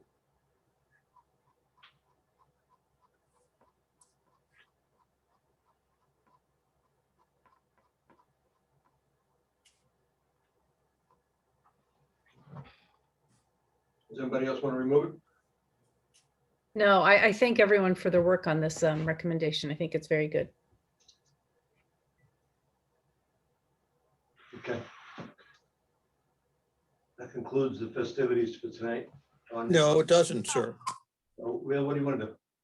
Because I had proposed a component 6. And if this is going to be the last time we're going to go through this, then we need to go through it now. Well, what's component 6? Or we agree to do it at the work session. Oh, let's do it tonight. What's component 6? Okay. You asked for the information. I just sent the information. You want that now? Say again? You want to do that now? I'm happy to do it at the work session. Dan, I heard all of a sudden we're finalizing this tonight. so that The work session, but we- staff can proceed Hey, to get this done. You know, yes, it- calm it- down and listen for a second. They said we went through the components that we had tonight. If you want to look at this next week, we'll look at this next week. I'm not going to look at this now. You just sent it to us. And this is also something I said that our attorney should look at. Either way, I'm happy to do it. That's not how we started an hour ago, an hour and a half ago. I'm sorry, what? I'm sorry, what? I didn't hear you. Okay, it's okay, if we all agree to, we'll discuss it, at the next work session, I'm happy to do so.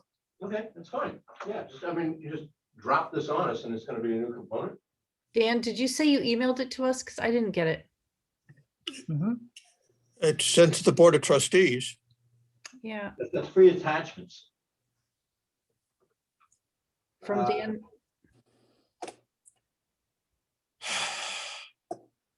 All right, so Oh. with that, I see it. I see it. Okay.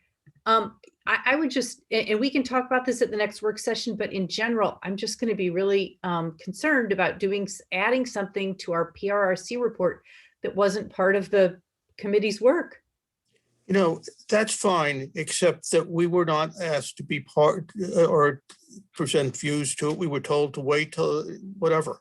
So there are things that, I believe should be included. That doesn't mean that what the committee has done is the gospel. It means that it's a good guide and a good start.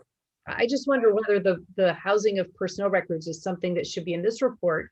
And I think not, or I'm not saying we shouldn't do it, but it could be done separately outside this report. That's where I think it belongs. he's asked for it to be discussed at the next meeting. And that's fine. That's fine.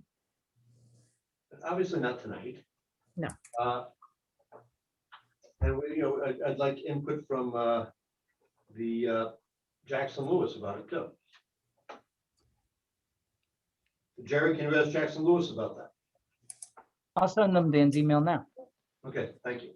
Yep. All right. That being said, can we move on to our agenda? This was on our agenda. We've been working on it. The first item on the agenda is the order of the bills. And the first one is resolution authorizing amendment to sanitation overtime. This is taking $22,450 out of appropriated fund balance and putting it into sanitation overtime line. Jerry, is this an expense that we could ask to be reimbursed because of COVID? We can ask, but we blame Amazon and all of the cardboard for this extra overtime. We have a lot of recycling going on. But if people were at work, they wouldn't be ordering from Amazon. People at work, they'd be getting their packages at work and we wouldn't have to deal with this, but of course, they don't go to work, so. Or they're sitting at their work from home apparatus. I take the food scraps. It's remarkable how full the dumpster can be. Yeah. It's just. It is remarkable. You're exactly right. I'm amazed. Okay, I need a motion. So moved. Second. Lucille. Trustees Lucas, Yes. Winthrop, Yes. Natchez, Yes. Tefor, Yes. Mayor Murphy. Aye. All right, resolution authorizing budget transfer to correct fire department cancer program budget line. We approved a line or an initiative to give our firefighters cancer coverage. That might be something that happened, the cancer they developed through the line of their volunteerism. So this will transfer $22,500 for fire department contract services to unallocated insured expenses. Does anybody have any questions or concerns? You have a motion. Why do I have the impression we had done this already? No, we approved the program. I don't think we funded the line. Yeah, sure. Oh, yeah. Victor, this was already approved at a prior meeting. However, when it was approved, it was allocated to the fire department budget. This really should be appropriately put into central insurance. So every year when we analyze all the insurances, we can easily compare certain insurances from year to year. That's why it's being put there. That was correct. It has been funded and has been authorized. This is just a transfer from fire to central insurance. Okay, so it's another, okay. Another role. It's bookkeeping. Bookkeeping. But the funds are being transferred. He's good, this guy. The funds have been transferred and authorized. Okay, I need a motion and a second. So moved. Second. Augustino. Trustees Lucas, Yes. Winthrop, Yes. Natchez, Yes. the four, Yes. Mayor Murphy. Aye. It's a resolution taking $21,295 from the contingent and putting into the Public Works Contract Service. This is to repair a fuel line down in the DPW. The fuel line leaked, but it leaked into a closed system, so none of the oil got outside of the containment. And this is to dig that up and fix the leaky pipe. Jerry, in some substance, is that right? That's correct, Mayor. Additionally, today I approved with this emergency the replacement of the other line, which was 27 years old. And since the trench is already open, it's costing us less than half of this cost to replace the other line. So now both lines will be changed at the same time. And we really could have the peace of mind of not contaminating the soil in the on Fayette. Okay. Thank you. Thank you. Nora, do you have a question? No, I was gonna say, I was gonna move Does it. that mean there's going to be another budget transfer? Jerry? It's another $8,900. I haven't, I was busy today, so I don't know exactly where that money's going to come from, but we have to look for it. It would be a budget transfer or some kind of a transfer within the department. Okay, thank you. Okay. Nora, you want to make a motion? Yeah, I'm so moved. Thank you, Nora. Second. Augustino, call roll, please. Trustees Lucas, Yes. Winthrop, Yes. Natchez, Yes. the four, Yes. Mayor Murphy. Aye. Mary, next item is appropriated fund balance, is another budget transfer, taking $38,207.17 out of appropriated fund balance and putting it to the snow removal line, and hopefully we will not have to do this again. To fund overtime hours, I'm sure. I don't know how the guys at DPW do it, but they always find a way to make sure it snows on overtime.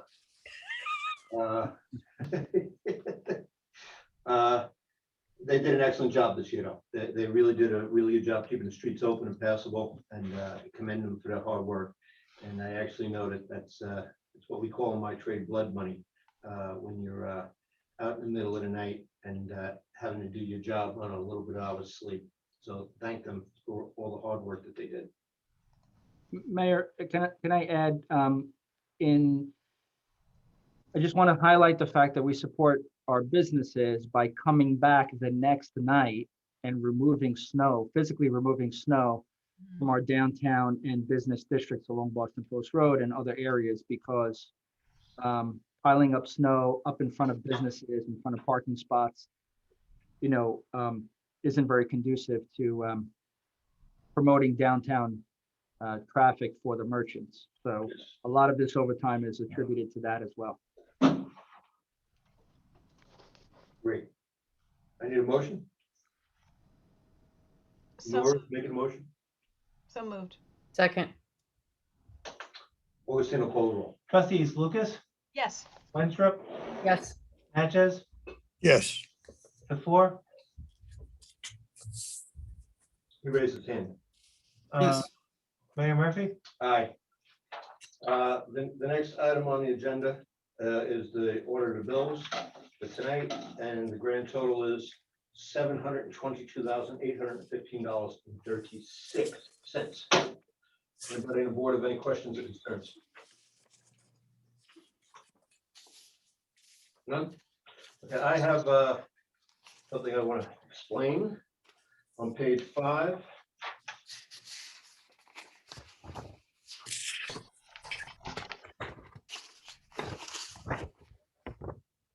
legal services in connection with Stuart Teagat, 130 Beach Avenue, an Article 78 matter, $6,982.50. There was some emails going around the community about persecution, and I just want to give a little background of what happened here.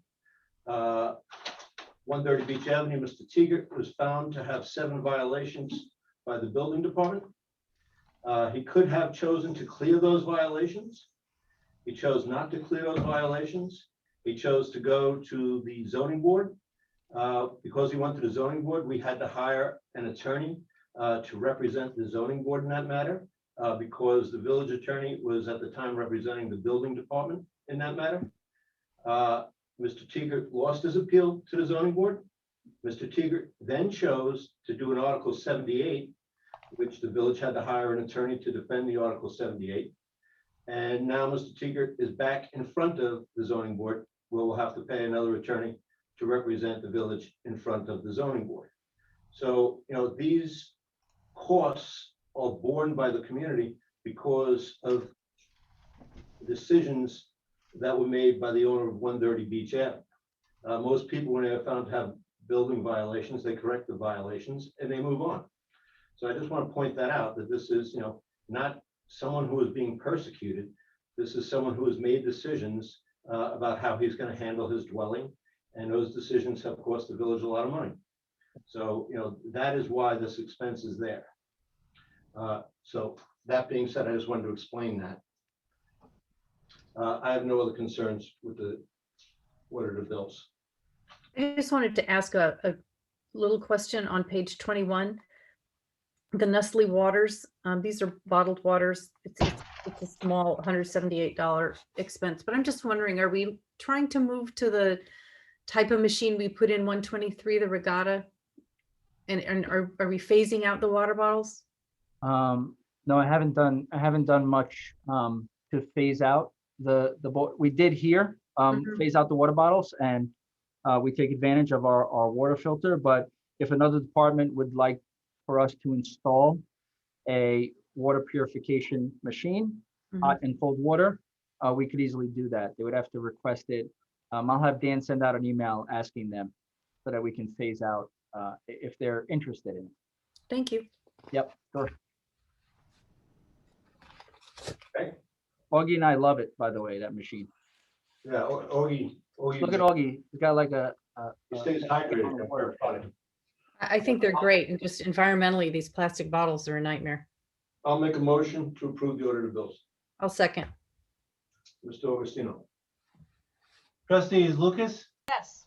Winthrop, Yes. Natchez, Yes. Before, Yes. Mayor Murphy. Aye. The next item on the order of bills is $8,937. These are, what do they call these orders? Manual vouchers. Andrews, And they're mostly Westchester Joint Waterworks utilities. and utilities in general. Any questions or concerns? Okay, hearing none. I'll make the motion. I'll second. Augustino. Trustees Lucas, Yes. Winthrop, Yes. Natchez, Yes. Before, Yes. Mayor Murphy. Aye. You go, bud. Thank you. All right. Now, getting to the old agenda. We have no old business. Resolution appointing chair of traffic commissions. That is not on the agenda for tonight. We're going to hold off on that.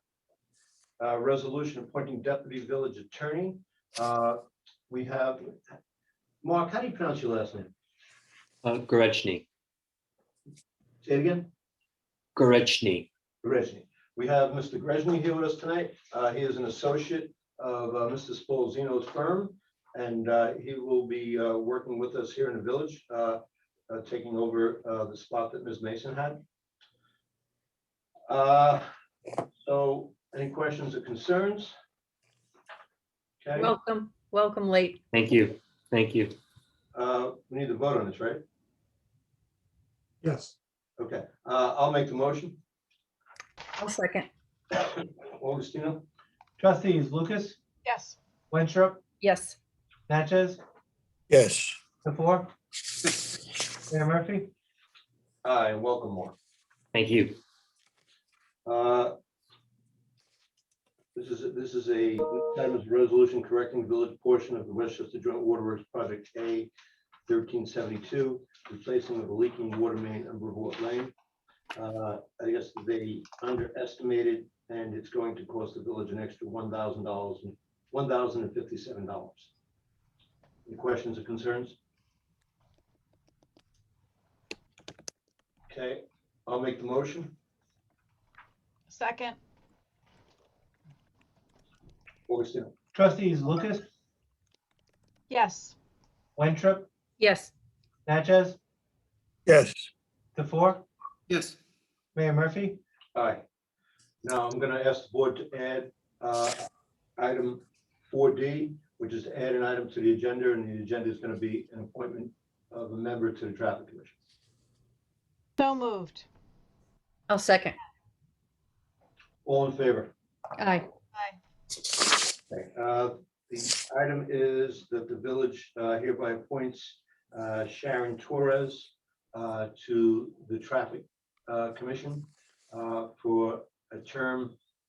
Sally, you know what the term is?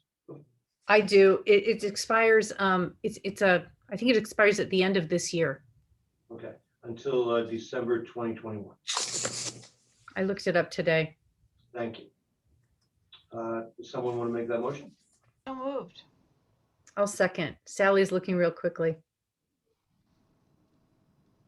The confirmation from Sally here.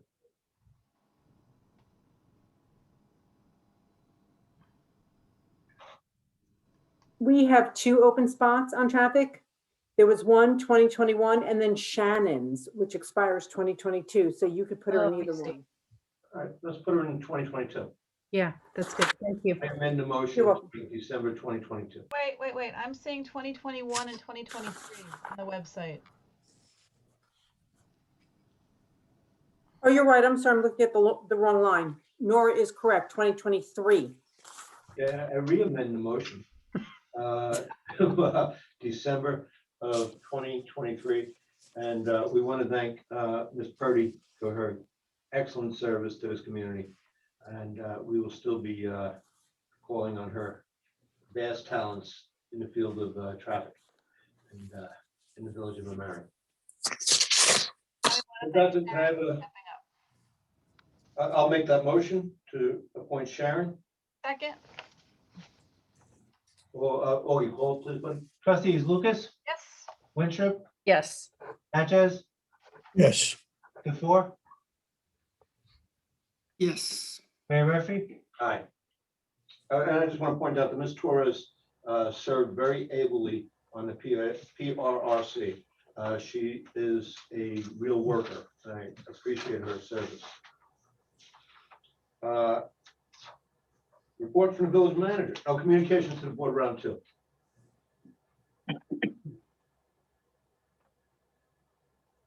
Okay, report from the village manager. Mayor, I've taken up a lot of time this evening and I have no report. Thank you very much for the police reform plan and the work that everyone did. Thank you, Jerry. Thank you. Report from the clerk treasurer. Yes, Mayor. Just a reminder that there's been a change in the R permits. They expired at the end of February. Anyone needing a new permit for the regatta parking will have to purchase a GP permit. We have a 2-week grace period in place for anybody needing a permit. So please come to the clerk treasurer's office and pick up a GP permit. The second item is the announcement of a tax lien sale. We will have a tax lien sale on this Wednesday at 10 a.m. All residents who haven't paid your taxes can pay tomorrow up to 5 p.m. on Tuesday. The third item is we have several resignations. From the Board of Ethics, we have Mike Newgard. From Board of Traffic, we have Shannon Purdy. And from HCZM, we have Martin Hain. Just like to thank them for their service to the village. Thank you. And the last item is filed for the record, certificate of continuing judicial ed for Justice Gallagher. Thank you. Report from the village attorney. Mayor, local law number 2 of 2021, which is the local law the Board of Trustees passed regarding parking permits, was filed and became effective on February 11th, 2021. Thank you, Jerry. So now we have minutes for commissions, boards, and committees. Board of Trustee work session, a regular meeting, February 22nd, 2021, and a special work sessions of February 9th, February 19th, February 23rd, February 24th, and March 1st. Tell me we don't earn our money. Minutes of the ZBA meetings of October 1st and November 5th, 2020. Minutes of the tree committee meeting of January 26th, 2021. Minutes of the ad hoc ethics code review committee of February 4th, 2021. Minutes of the budget committee meeting of January 19th, 2020. Minutes of the art council meeting of February 2nd, 2021. Minutes of the Board of Architecture review meeting of January 21st to February 18th, 2021. Okay. There being no other business before the board, I just want to hope that everyone who is eligible for a vaccine goes and gets their vaccine. They're starting to come out relatively quicker than they were. The process is getting smoother, and hopefully soon we will all meet again and have our meetings in Village Hall the way they're supposed to be. So that being said, I need a motion to adjourn. So moved. Second. All in favor? Aye. Good night, everybody. Good night.